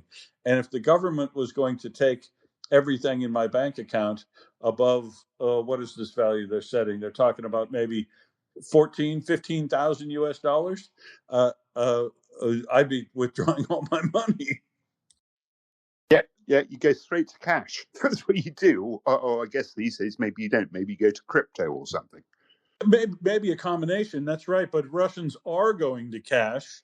They've withdrawn another record amount of money in May, 500 billion rubles. I understand that. So they've already gone well past in 5 months this year. They went past the entire amount of money that was drawn from the banks last year, and it looks to me, Ming, like your common person that basically doesn't maintain a significant bank account size anyway is getting their salary in and withdrawing it all as cash as soon as they can and holding cash these days instead of leaving money in the bank because of the risk of, Russians are very sensitive about bank failures because they had a rash of them back in 1998 during the Asian financial crisis.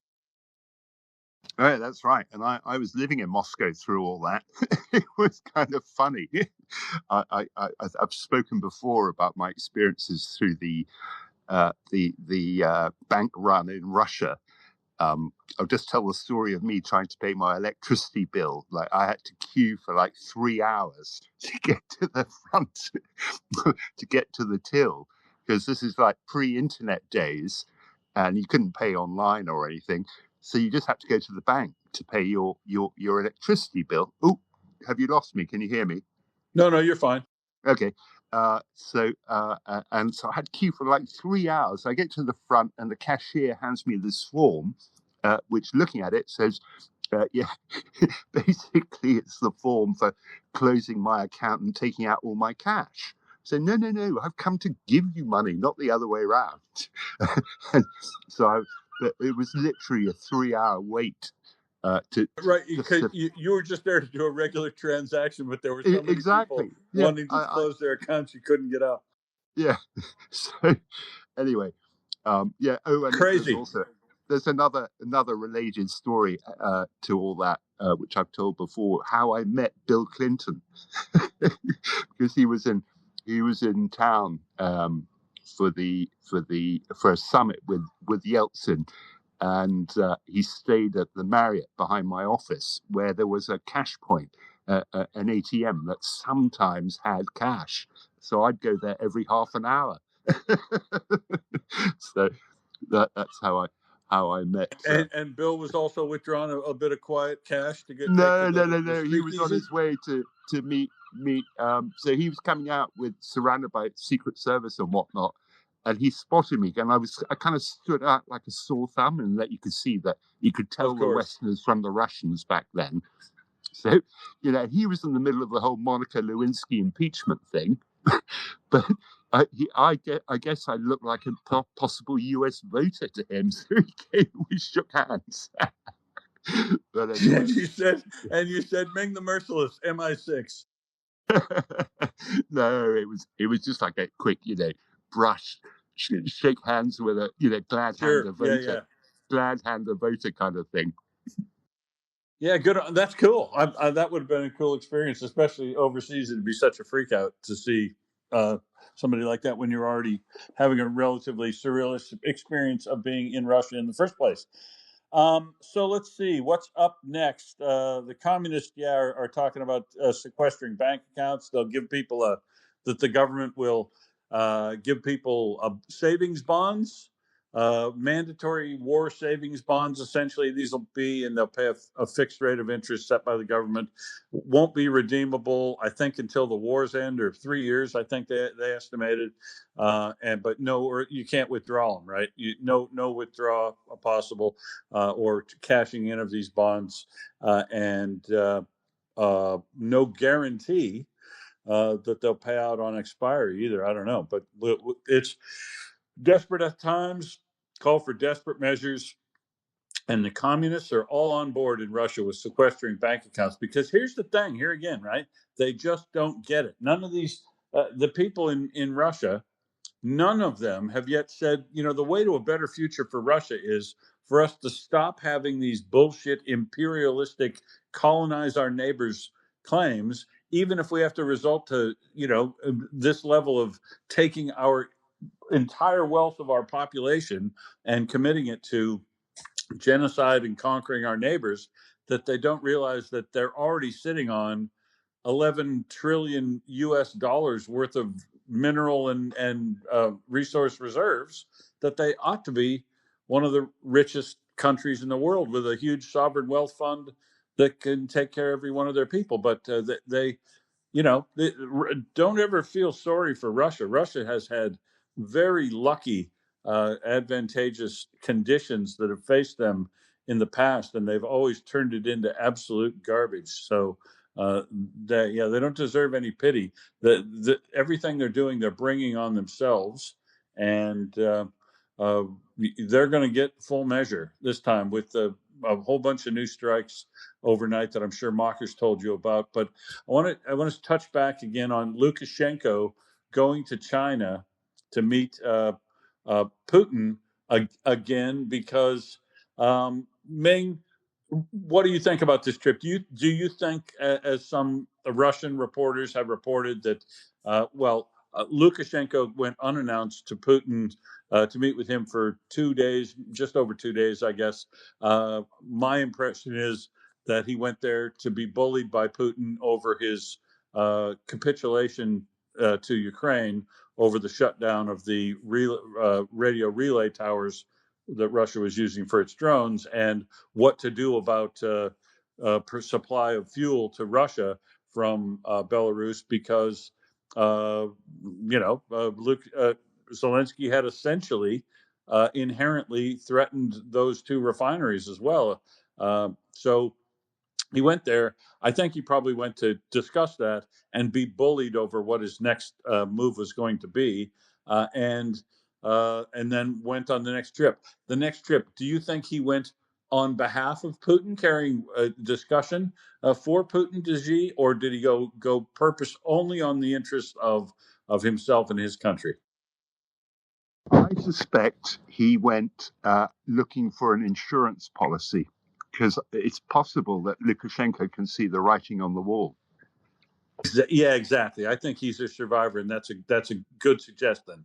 Insurance policy like go see Xi directly, because, as I said, they actually have a higher diplomatic standing between his country and China, and he went to tell Xi what he might get for providing him the guarantee that they'd never allow Russia to use a nuclear weapon in this war and get it on them, right? Because it would definitely affect Belarus. If they did it, Russia would probably try to launch the thing from Belarusian territory, and regardless of where it was launched from, they're likely to suffer repercussions, being basically downwind perfectly for radioactive fallout from any attack inside Ukraine. Yeah, and I imagine one conversation that comes up continuously between Lukashenko and Putin is Putin trying to persuade Lukashenko to join the war actively, from the north. But Lukashenko probably is very aware that he can't do that because he's got his own people he needs to worry about. And I can't imagine them, given what we saw back in, when was it? Was it 2020, 2022, thereabouts, in their election, the massive protests in Belarus. That isn't very, very long ago at all.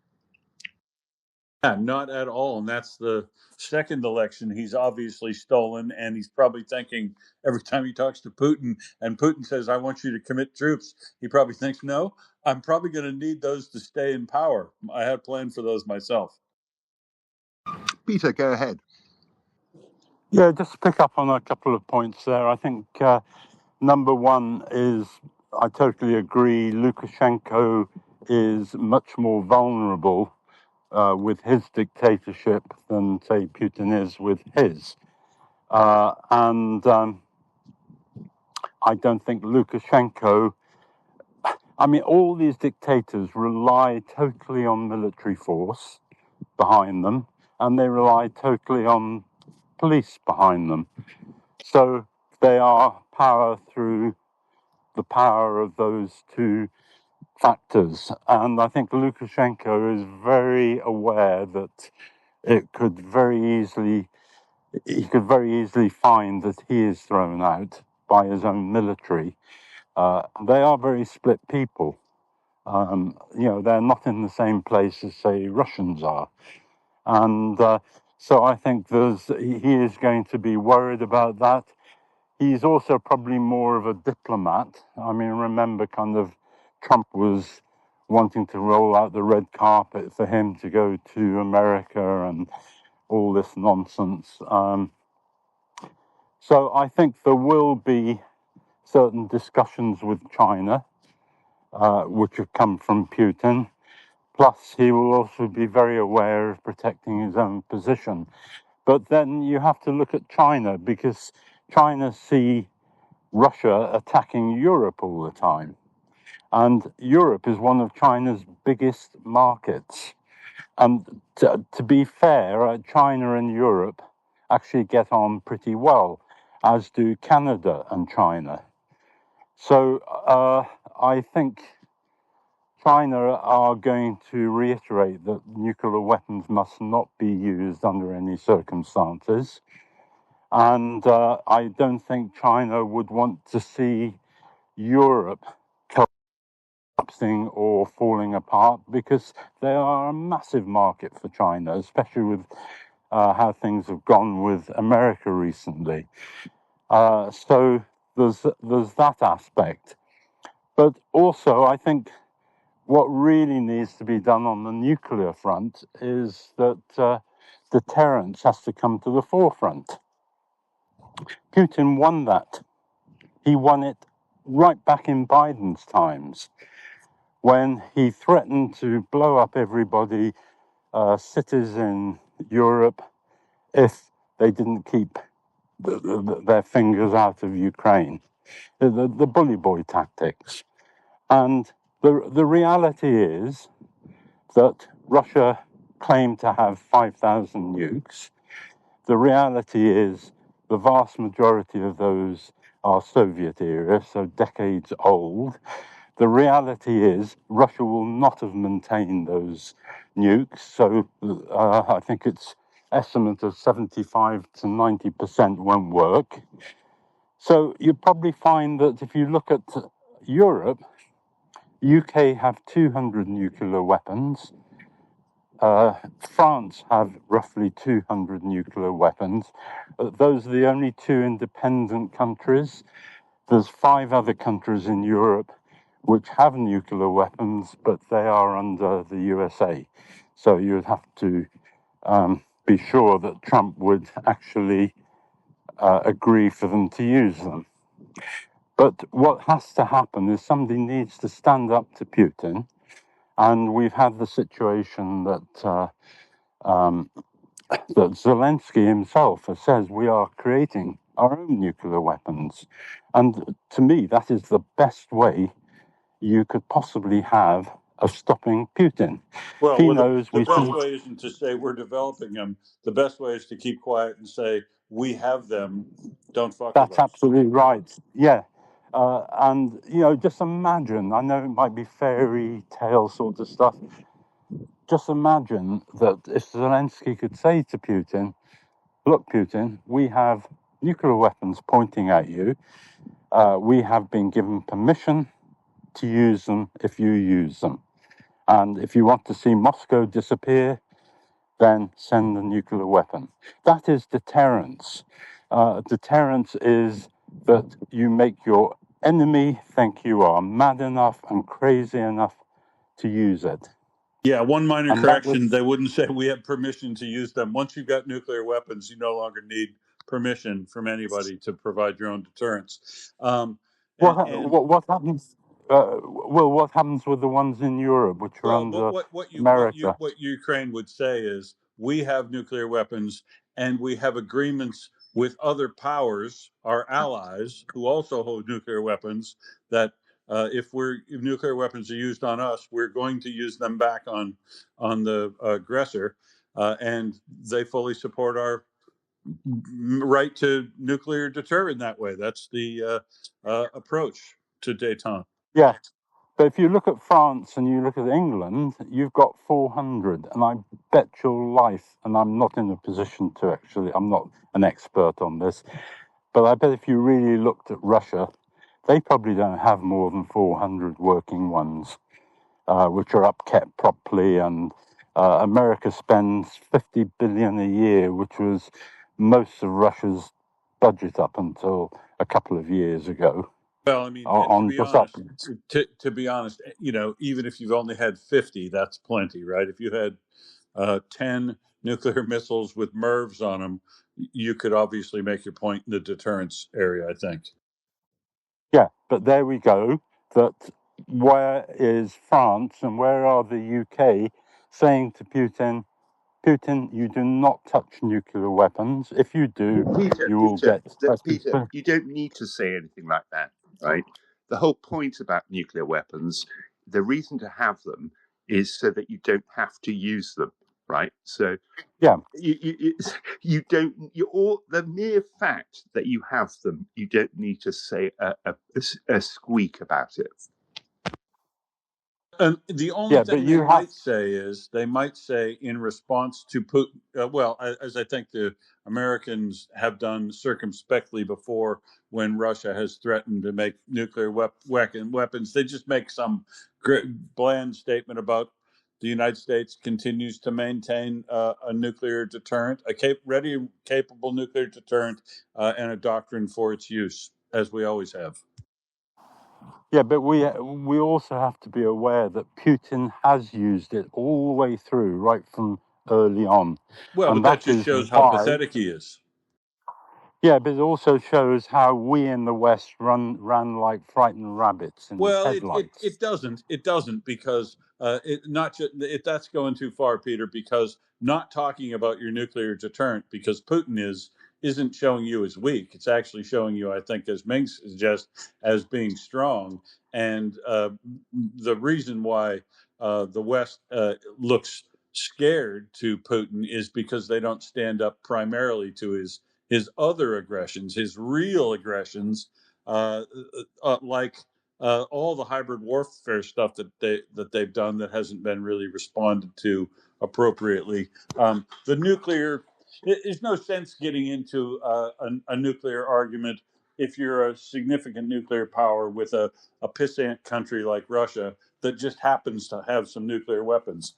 You don't talk, don't get into, don't treat Russia or North Korea as a peer just because they have nuclear weapons, right? Oh, I They're totally just agree. terrorists.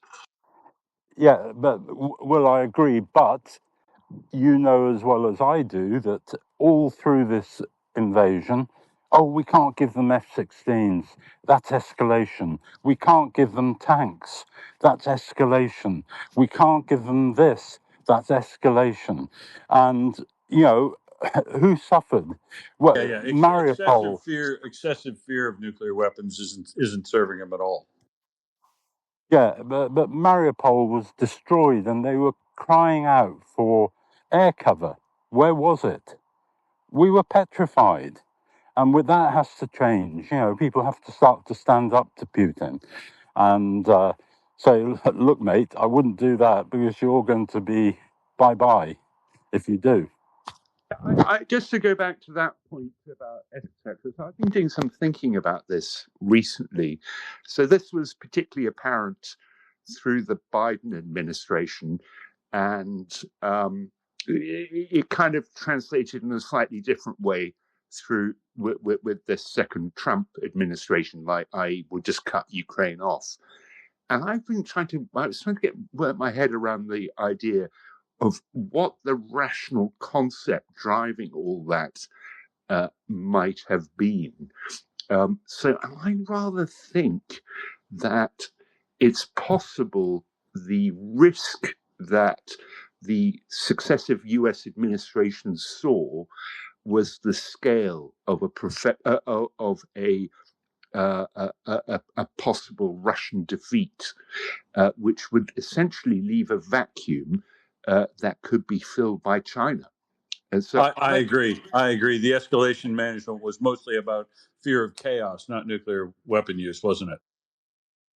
that's what I think was driving this. I think, a collapse, utterly collapsed, defeated Russia, where the Russian Federation falls apart, is essentially a vacuum that China would just be simply sucked into. Yeah, it is, and the chaos of now we had to deal with 63 new countries, 5 of which hold nuclear weapons, and whoever's going to be in charge there. And as we talked about at the time, we were discussing what was at the root of this problem of escalation management, and my theory about it that I'll stick to at the time, which I will stick to, is that the real brainiacs like Jake Sullivan and all those people who fancy themselves phenomenally smart had not gamed this out yet in their PhD programs at Yale and Georgetown and Harvard, and because they hadn't gamed it all out in the whatever degree you get to become an international diplomat, I guess international PhD in international relations or whatever, because they hadn't game theoried it all out, it looked like absolute horror to them because it presented chaos, whereas they understood the current Soviet declining post-Soviet Russia, and they figured they could manage their way through that to the good benefit of America and themselves, and they didn't want to face the unknown. But the truth is that wasn't going to work, and that played out in doing the very things that Peter pointed out, of not supplying Ukraine and not showing the resolute support for Ukraine in the war that they could have. This war could have ended under Biden without the use of a nuclear weapon and with Russia in a box right now serving its time until such time as sanctions were let off, because it had agreed to reparations and all the other stuff it could have. The Biden administration supremely dropped the ball, as I laid out in phenomenal detail while he was still president, on what exactly they should be doing and how they should be doing it. But that's water under the bridge. He did leave $6 billion US in bullets coming as he left office, which came in for a few months and then stopped. But the Trump administration has done nothing since then, and in fact, in my opinion, has worked actively to achieve the success for Russia in this war, and I find that reprehensible in this administration. Speakers up, Scouts. I can't seem to add you, but I'll keep trying. Just a Dutch guy, go ahead. I think Lexicon was before me, but oh, sorry, I didn't see your hand. No worries. Lexi, you go first, and then just the Dutch guy. Okay, I hope, tell me if this sounds not good because I'm in this cafeteria, but I am on earbuds. So, yeah, I agree with you on Biden and so on. Now, we do know that Lloyd Austin did the necessary speech to whether it was Shoigu or Gerasimov, I guess Shoigu, when he told him about the nuclear threat in late 2022. He just talked about the fact that if any move in that direction was made, there would be huge regrets on the part of Russia. And when Shoigu said, "Are you threatening me?" Austin, this is from Woodward's book, who saw stuff and sat in on stuff. And reportedly, Austin said, "I'm in charge of the largest military organization on earth. I don't make threats." So that's nice. That's the last time we heard anybody speak deterrence. And I think we do know also from similar reporting that Biden was nevertheless continued to quake in his boots and did not want to be the president responsible for drawing America into some sort of nuclear showdown. He didn't even want the showdown. So whatever, put that where you may. But during Trump's time, and I think it's his term, wasn't it? Yeah. Almost a year ago, when one of the Russians came out threatening with his subs. You guys will remember which one. Trump, who, doesn't know all about anything, including deterrence, but he loves a fight, said, "We have nuclear subs too, and I'm moving mine closer." So, actually, it's hard to play this. He told him he was moving them in the Barents Sea. Yeah. So, like, give away sensitive military information. He's also told them what they're stocked with. That was in his first go around. But anyway, it's hard to play chicken with a guy so stupid he doesn't know where the wall is. But True. At any rate, what we need to know is that there isn't like a red button that Putin in a fit of pique can push one day. So, he can't sit there growling away indigestion and saying, "Oh my God, this has gone too far. And I absolutely have to teach those Ukrainians a lesson." Pointed at in Lviv, bingo. He has to go through a lot of steps. His administration, his war machine has to go through a lot of steps, which are super visible to not only the Americans, but also the Europeans. And it has to do with moving this stuff. It has to do with the specialized... So visible. So visible that you can go on the web and look at where the nuclear material... Well, yeah, and then they've got people tasked with watching this all the time, like it's hyper visible. And these steps from the first one down to whatever, 6, 7, 8, are going to be, we're going to hear about them really, really quickly. So I think that that's an important thing. And when we're dealing with crazies who are running things, at the same time, we know there are some realities that we have to deal with. So that's a bit of an assurance, maybe, for you. Back to you. No doubt. No doubt. Just a Dutch guy, go ahead. I think one of the main things that is being overlooked here is the way how the help from the US was structured and how much waste there was, and it also uncovered. I think it uncovered a lot about how much money is wasted in these procurement programs, and that's rippling. That's basically going on now. But in Europe, we're kind of starting to see the light, because Ukraine is showing the opposite. What do I mean with that? Well, the companies that were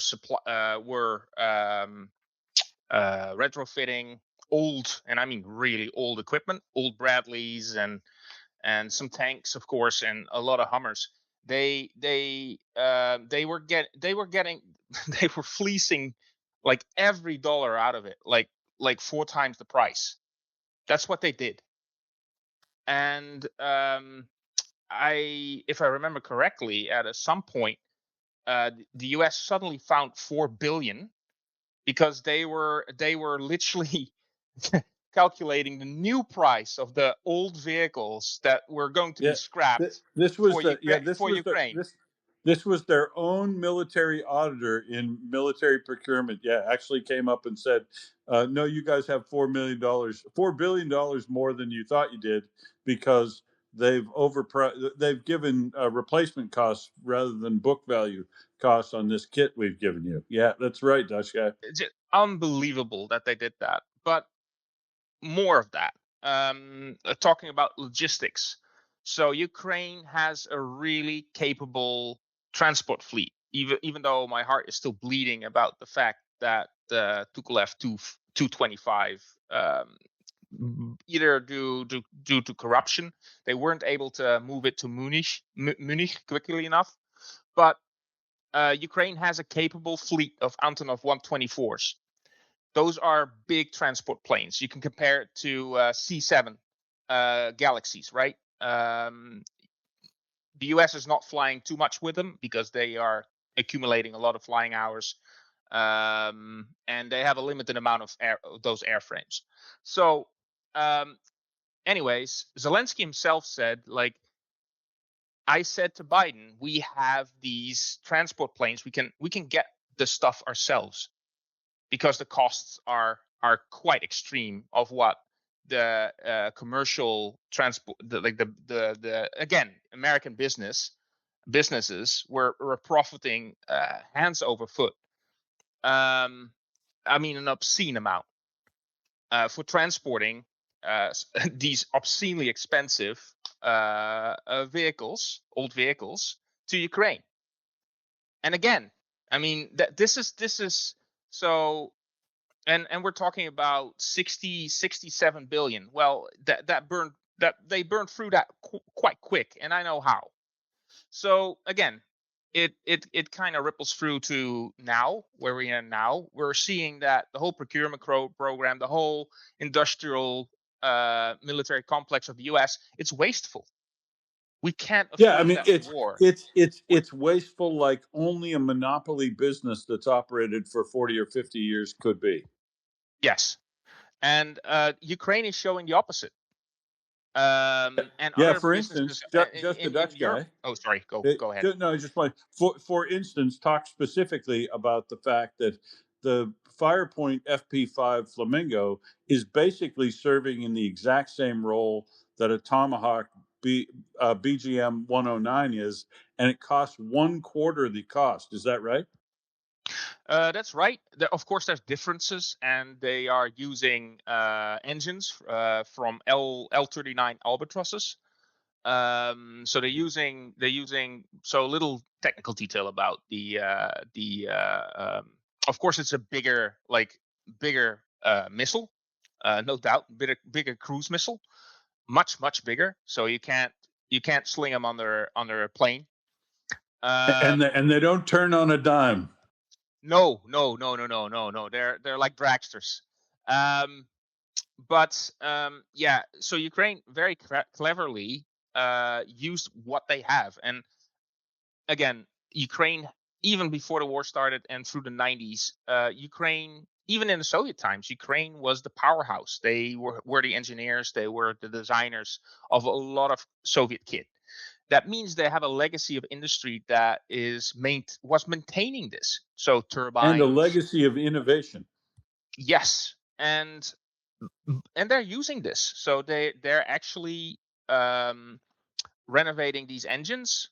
They have piles and piles of them. They bought spare engines from all over Europe because these, especially Eastern Europe, because they have a lot of these turbines, these jet engines laying around, and they just have to fix them up so they they can do another 100 hours. That's even more than enough, right? But they don't have to be in perfect condition.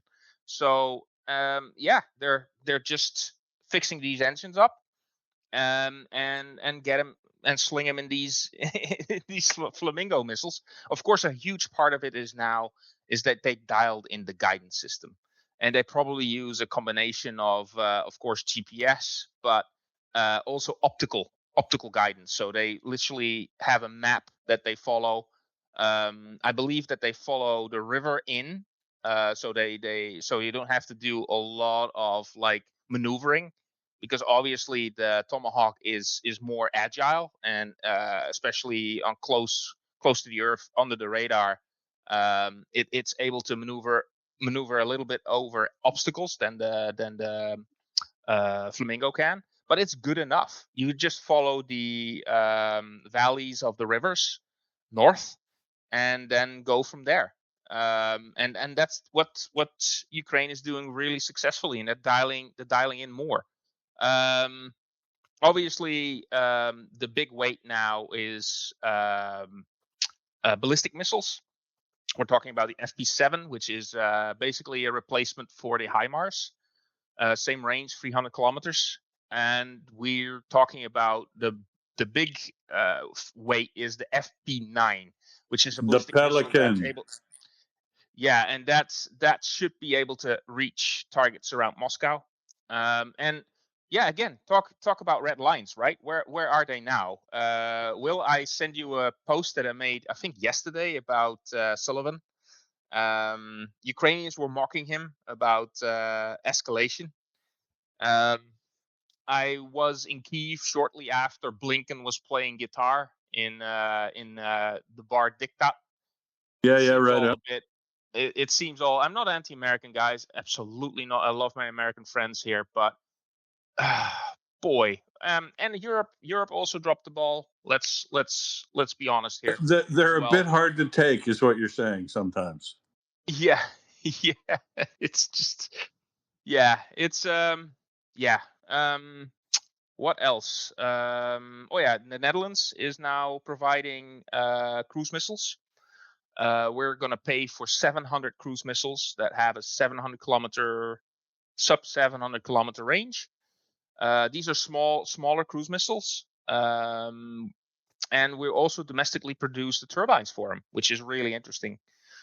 Destinus is the company. They have an awesome website as well. You can watch all the specs there. It's a very fancy website, so they got that going for them.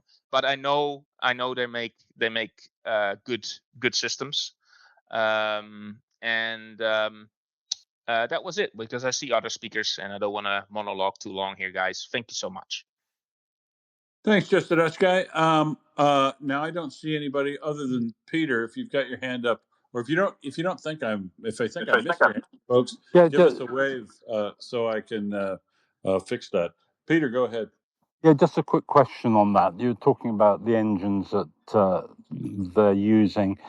I know in my sector in aviation, the Cessna citations, right? They went from Pratt and Whitney engines over to what are they called now? It's just gone off the end of my tongue. Williams engines. And Williams engines were originally designed for Exocet missiles, if I'm correct. And they are very fuel efficient, they're very small, they're very lightweight, and they're now used extensively right across the business jet world to power private jets. Are those available, the Williams engines, for these missiles? I think the L. Good question. I think the engine that and I don't know the exact type of engine, but it's the same engine as in the that's in the L-39 Albatros trainer, which is a Soviet era, late Soviet era training jet, mass produced. It's one of the most produced trainer jets in the world. And the engines have been produced for other planes as well, but they have piles of them. So that's always cheaper than new engines, because basically the engine is still for a cruise missile next to the guidance package. It's the most expensive part of a cruise missile. Yeah, well, it is in private jets as well. I mean, the engine life is critical to the actual value of that jet. Yeah, and I find it So the really cost of interesting. them.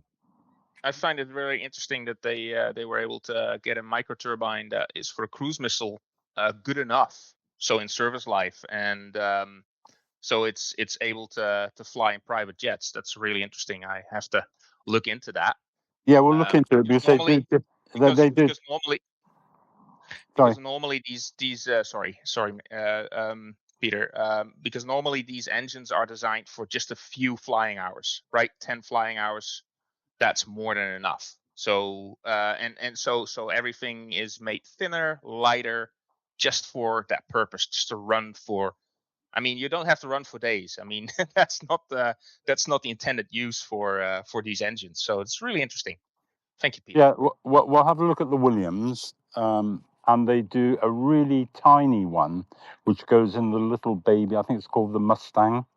That is literally the size of a suitcase, but their life is probably about 4,000 hours between overhauls, and then they have hot inspections at various points. But I take your point. I mean, the engines they want to use are just one-shot jobs, and it might be that even these Williams are too expensive to fit. Anyway, thanks. That was just very interesting, and I was just tapping into your knowledge. Cheers. Thanks, Just Dutch Guy. Hey, I want to touch on one thing before we close down because I think it's important. I want to ask yourself the question: what's the state of the military and the society if statements like I'm about to go through, made by Putin as part of his speech to the conference the other day, the United Russia conference? Think about the state of mind. The state of your capabilities as a military and a country to succeed if these are the things that you're telling your people about the state of the war in Ukraine, or the special military operations. I'm just going to read them, and some of them without comment, and some you should put these in context by looking at your favorite map, UA control map, deep state map. Pick yourself a map and follow along. And I'm looking at the UA control map. There are about 10 kilometers left to go to Sumy, but there are no political plans for this city. So we don't plan to take it, but we're 10 kilometers away. They're at least 25 away. They're barely across the border of Russia. And they're worried about infiltrators each and every night. And Ukraine is blowing up trucks and radar equipment and stuff up north of the border at Sumy. So that's just to contextualize that one. The counterattacks of the Ukrainian armed forces near Kupiansk were unsuccessful. That's probably because they didn't have to happen. Ukraine already holds all of Kupiansk. Maybe he's talking about the attacks down south near Nova or someplace else. But they definitely, there's no counterattacks going on by Ukraine in Kupiansk because they hold all of Kupiansk. Gerasimov was still lying to Putin about the fact that they still talk like they hold Kupiansk, and nobody's map. Rybar's map. The Russian bloggers don't have it on their map. This one's a good one.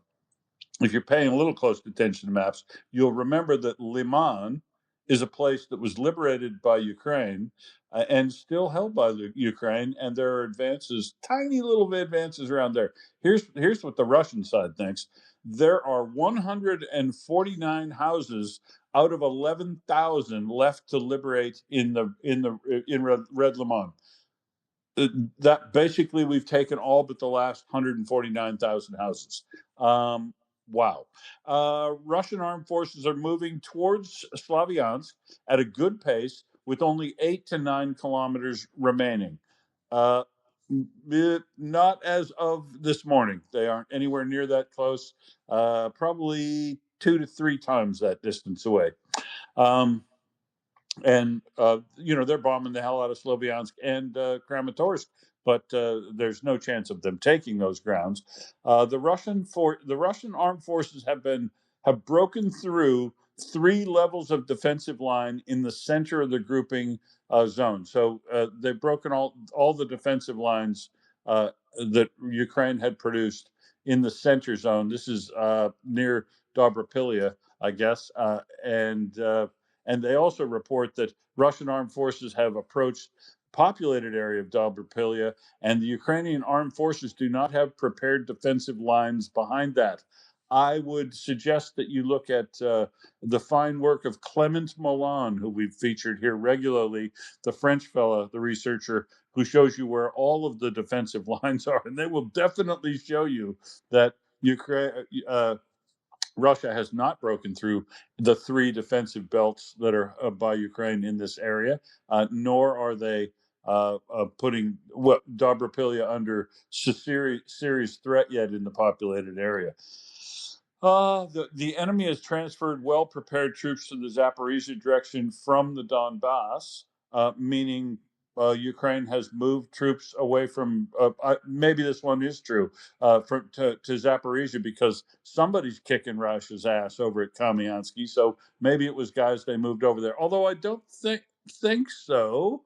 Not from from the Donbass technically, because the special operators that are working in and through the old Kakovka reservoir from Ukraine were in fact instrumental in delaying the advance of Russia through Pokrovsk, the HUR and the SBU special operators and the 413th and other people. So some of those folks very well possibly are over in Kamiansky now, but Russia is under severe pressure over along the Novikakhovka reservoir, and if they don't pay attention over there, they're going to lose the land all the way down to Vasilivka, which would cause them a significant strategic problem with supply everywhere west of that location and south of the river.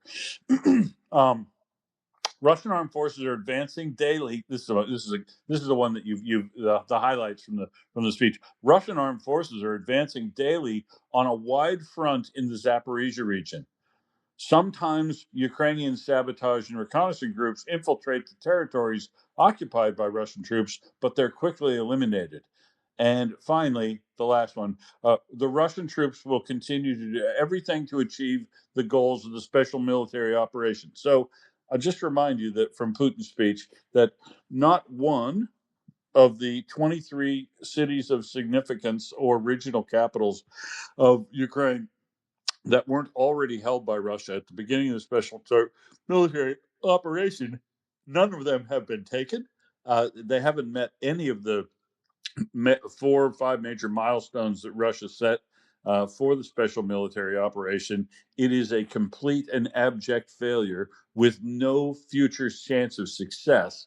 But he keeps telling these stories to his population. And one thing I noticed about tall tales in Russia, I don't know if you experienced this, Ming, but tall tales in Russia are phenomenally specific.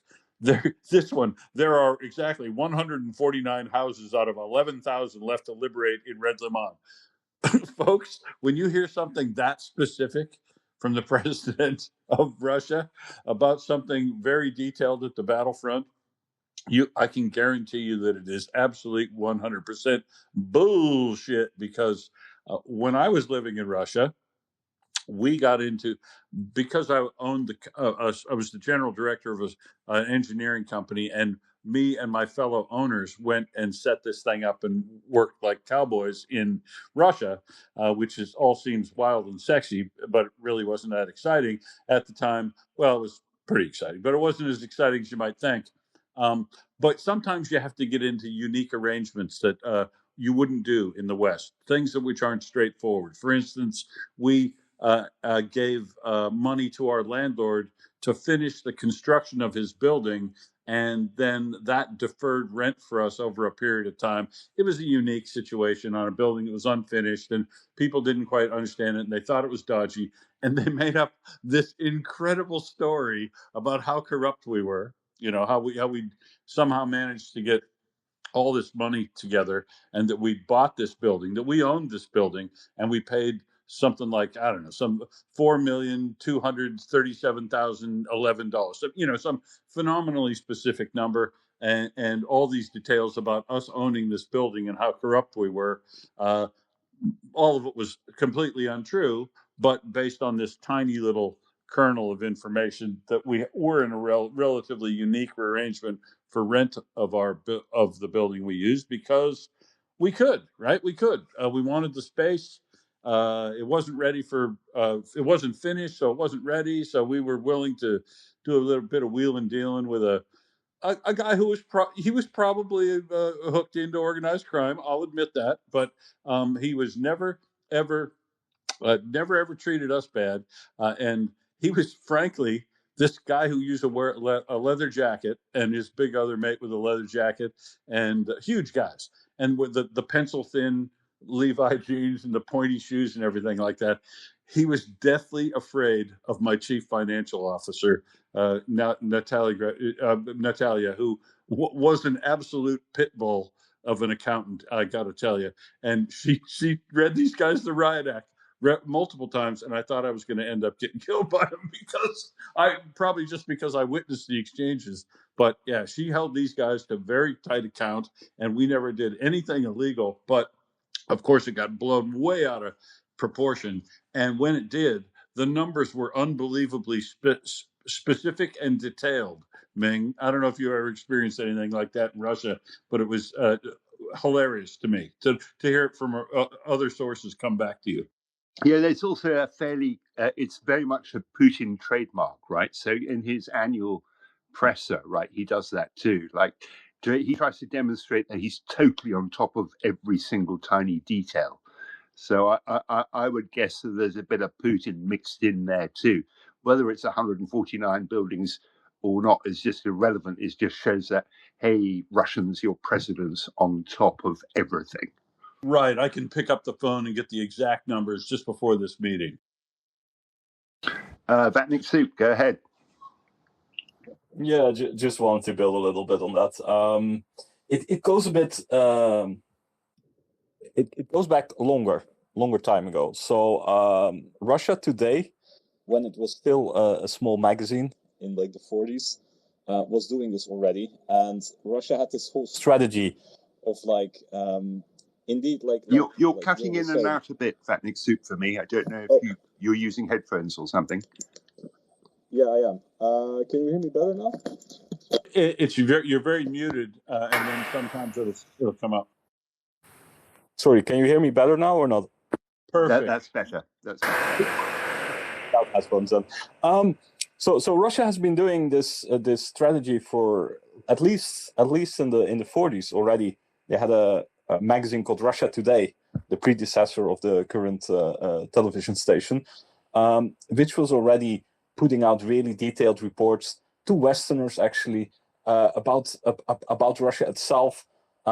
It's also been integrally integrated in like the bureaucratic culture that started to exist from like the early Stalin days onwards.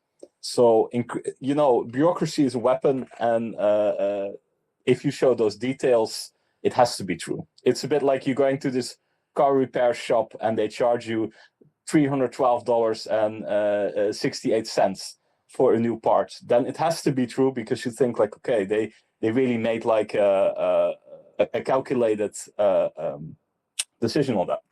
So I wanted to get back on something else. Will was mentioning Kamyanse. If you mean the Kamyanse as in the city near to Dnipro, the city formerly known as Dnipro-Sahinsk, I can tell you there is indeed a buildup of military there, but it's different kind of military. It's Ukraine is deploying soldiers there for new units, and that's something I accidentally know because I know people that are stationed there. So if you're talking about Kamyanse, that area, Ukraine is propping that up.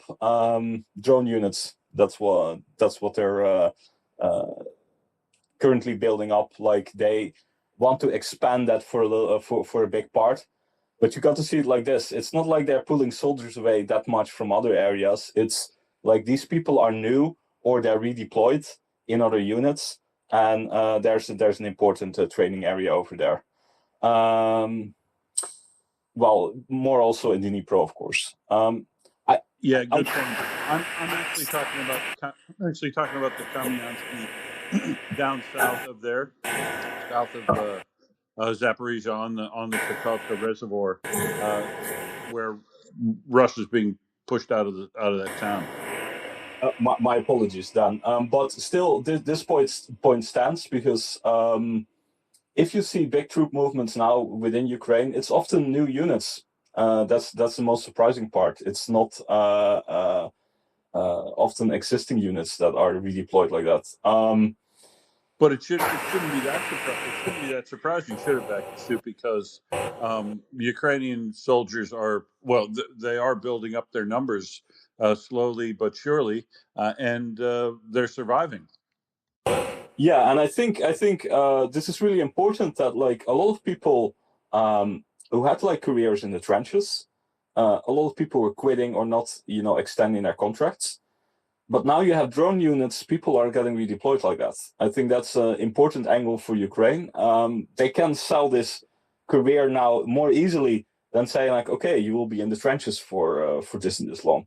And of course, if you're in those drone units, you still have a risk, but it's less big than if you really need to serve in the trenches. And what we see in the trenches is basically that robotization is taking over slowly but surely. You have these ground drones. We're not talking about it that much, but ground drones have started to become really important in the Ukrainian army. Both as an offensive weapon, but also like to recovery and supply. Exactly. One last thing I wanted to add in my long monologue is you were talking about the state of the Russian army. I have to make one comparison with the Russia of 1917. So we all know that big revolution started. There are different reasons why that revolution became successful. But one of the concerns of like the people locally was actually that the transport was being cannibalized by the Russian military. And public transport, the delivery of goods, of food to the cities, to the other areas, was really pulled back. And because of that, the economy was collapsing. And I'm not saying we're at that point right there, but it is an interesting comparison if you look at Siberia, for example, and you see these long lines of like trucks that need to wait to get refueled, people that don't have the gas to go to other cities or other areas anymore because they simply can't buy it anymore. So local business and local economies are slowly crashing there. And I'm just wondering what you think of that situation. Well, I think that's true, and I've read it, and I've talked to people in multiple places in Russia, and they are all reporting the same thing, that if you walk into the Torgavli Center across from the main square, and you see you walk the multiple floors and all the little back alleys and those things, that there are shops or places where shops should be that are all totally closed up and disappeared, and nobody reports business being good, whether it's a big business or small business, and it's pretty morose business atmosphere from the people I've spoken to directly, Vatnik Soup. Yeah, it has to be, and I think in the end, this will be a domino stone, which will, on the short term, it will enable Russia to get, to conscript people more easily into the war, because you will have a lot of people who can't pay their bills, and we know what Russia does in those cases. But on the long term, yeah, their economy is like, if the current situation holds on, so Putin has said no more kerosene or gasoline for the coming period in exports, and even limited supply within Russia. If that holds on, how do you see the economy even pulling through? Yeah, I don't. I mean, in fact, if the war ended today, I don't think the Russian economy will survive for another 6 months without massive big a black swan type event, hyperinflation, a liquidity crisis, bank failures, major business failures, forced nationalization, and a government basically having to default on all of its debt and start over with zero value in the sovereign wealth area. In the sovereign risk area would be 100 maximum. An economic collapse that we've seen these before, right? We've seen them in South America happen before. We've seen economies collapse in countries before. It's the kind of thing we'll see in Russia, but it'll have a Russian flavor to it that will be both absurd and probably exceptionally cruel if it follows form, Vatnik. Yeah, exactly. And like if you look at all the Russian crises in the past, you had the ruble crisis, and there they basically got bailed out in 1998 by the Western community. Then you had like the 2008 crisis, where their economy, well, they shrank like 8 to 10% in one year. And the interesting part was that Putin even then was cannibalizing on like the capital then, because instead of like helping businesses and helping to finance businesses and save them, he was actually introduced like the part of the wealth fund where it basically would say like, we're going to save up money from every dollar we make, and it basically was his piggy bank to start his war in Ukraine early on. But I do think, like what you said, the economy of Russia, they have had so many crashes that people are a bit aware that it could happen again. They start, making food in their dachas. They extra food. They start to stock up on certain kind of stuff. And I do think it's interesting that we've seen these calls of like stocking up on food, of preparing for the worst. If that's a sentiment in your society, there is some merit to it, I would say.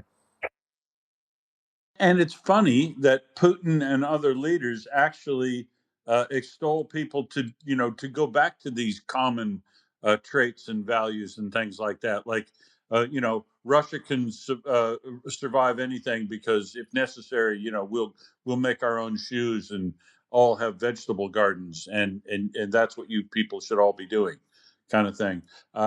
When that's not going to solve it's not going to solve the problem at all, right? That you take Russian society today, with most of the population living in St. Petersburg, Moscow, and a few other cities along the Volga, you have a societal breakdown to which they are about to experience for food deliveries, fuel supply, and all the things that build upon that in your society. They're going to have very, very tough times. And it is not realistic to expect all the population of Moscow and St. Petersburg to essentially be able to fend for themselves. The big city things can't do this. They just can't. I mean, if you don't have sewer and water functioning, Rome doesn't ever get built, right? So, it's silly and unrealistic, and I guess it's to placate the masses and keep them on board nationalistically with the approach of the government, when they ought to be saying, fuck you, we're not taking it anymore. Vatnik Soup? Yeah, you touched something really important. I mean, there is this, I wouldn't say myth, but it's over exaggerated in Western society. Like, the Russians know how to suffer, and they know how to prepare and to hold on in difficult situations, etc., etc. And it's often used as an argument where we say like, okay, the Russians won't give up, so better prepare that. If you don't want this long war, better make a bad deal than no deal at all, etc., etc. And right, I think the interesting part is like, if you look back on history, how would you decide wars? It was manpower, of course. Like 600 years ago, you could at least give somebody like a sword or whatever, or a rudimentary weapon, and put them at the front, and they in some way could still be effective, comparably speaking. If you see now that, like, technology, military costs have risen so much that you need to equip somebody with the right stuff. You need to have the right logistical patterns. You need to have all these facilitating processes around, like, a soldier to make them effective. And I think it's like when people say, okay, the Russian economy is crashing, but the Russians will hold on and they will fight on this war. I'm always wondering, like, okay, with what weapons? Because you can send more people to the slaughterhouse like this, like untrained, barely with weapons, etc. But in the end, that's only, that won't ever make a difference. And, also to the Ukrainians, like, if we properly keep equipping the Ukrainians with proper weapons, the difference will be so high, comparably speaking, than if you would be in a medieval battle and you just would have, like, two humans with two kind of rudimentary weaponry. But now that difference is so big that I don't see them holding on. I agree. I don't see the front. Well, Vatnik Soup, I don't see the front holding up at all. If it is starved of supply in food, weapons, water, everything, and 200,000 additional Russian soldiers show up, that's going to be unsustainable all by itself. Let alone have them go into battle. Yeah, exactly. I mean, it's logistics wins wars, right? I think Jenny has said it so much better than I can. But that's what it will be about. If Ukraine can hold this up, for me, there's only one question in this war right now. So Russia has been unable to massively block Ukrainian drones and Ukrainian missiles, etc. Its air defense is not really properly working. If they would have a breakthrough with, like, some kind of technology where they could, like, block the signal of drones or whatever, or find some new kind of thing, that could be, like, of a decisive matter. But if they don't, and if we keep on having the war like this, it only goes one way in my eyes. No, I agree. Sorry, couldn't get back to my screen. So let's see, where do we go from here, Ming? I see we're actually over time a little bit. I wonder if I've got anything left in the nest to talk about. I have one thing to talk about in the nest, that's for sure, that we don't want to miss, because in case Mockers didn't cover it all extremely well before, which she may have, but there were a big night of strikes inside Crimea, with Ukraine attempting once again to significantly reduce Russia's air defense capacity with air defense system, an S-300 or 400 system, position attacked near Kerch, but there's a little airbase out west of Kerch, the Kerch Bridge, that is used probably for launching drones and things, or just locating air defense equipment these days, because air defense equipment is often located very near airfields, and Russia has tons of little secondary airfields built all over the place. And this one up near Baharova was struck, and show fires on firms, both on the shore and at the airbase itself.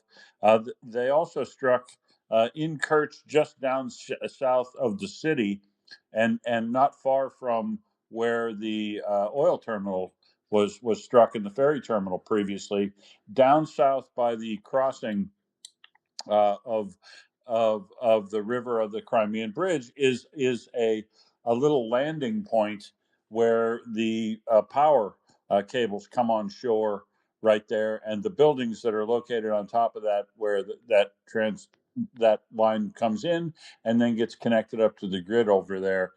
That's where the hotspot is at on firms. So it looks like they might have struck that area as well. And one more strike that that's the and their air radar defense systems 8 kilometers north of Kerch City, right on the coast.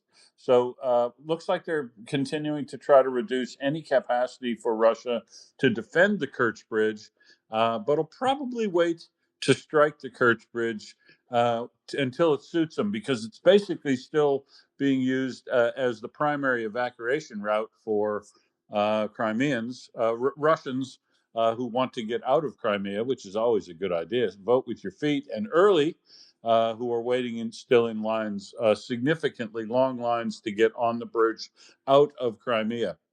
There are, on the opposite side of the Crimean Bridge, there are also a few hundred cars waiting intermittently, periodically.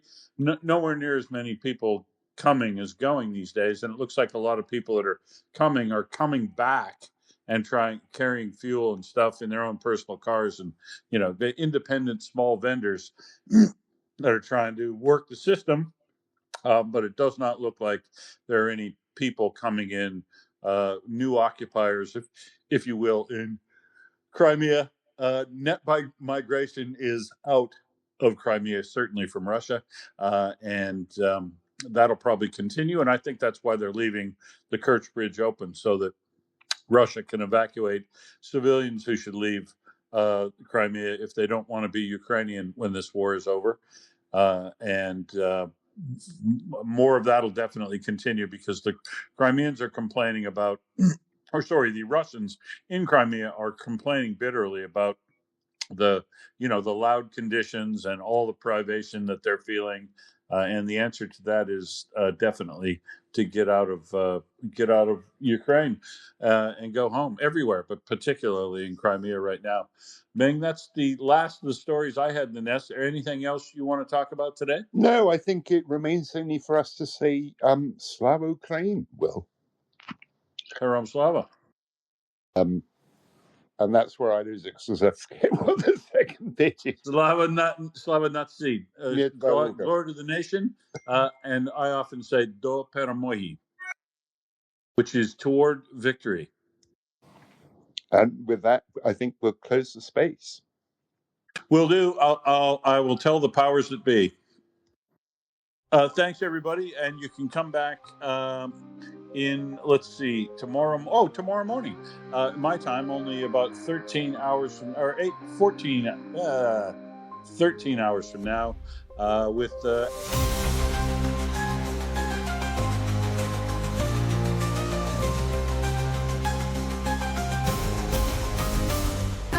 Join us on the radio. We look forward to seeing you again. Your audience.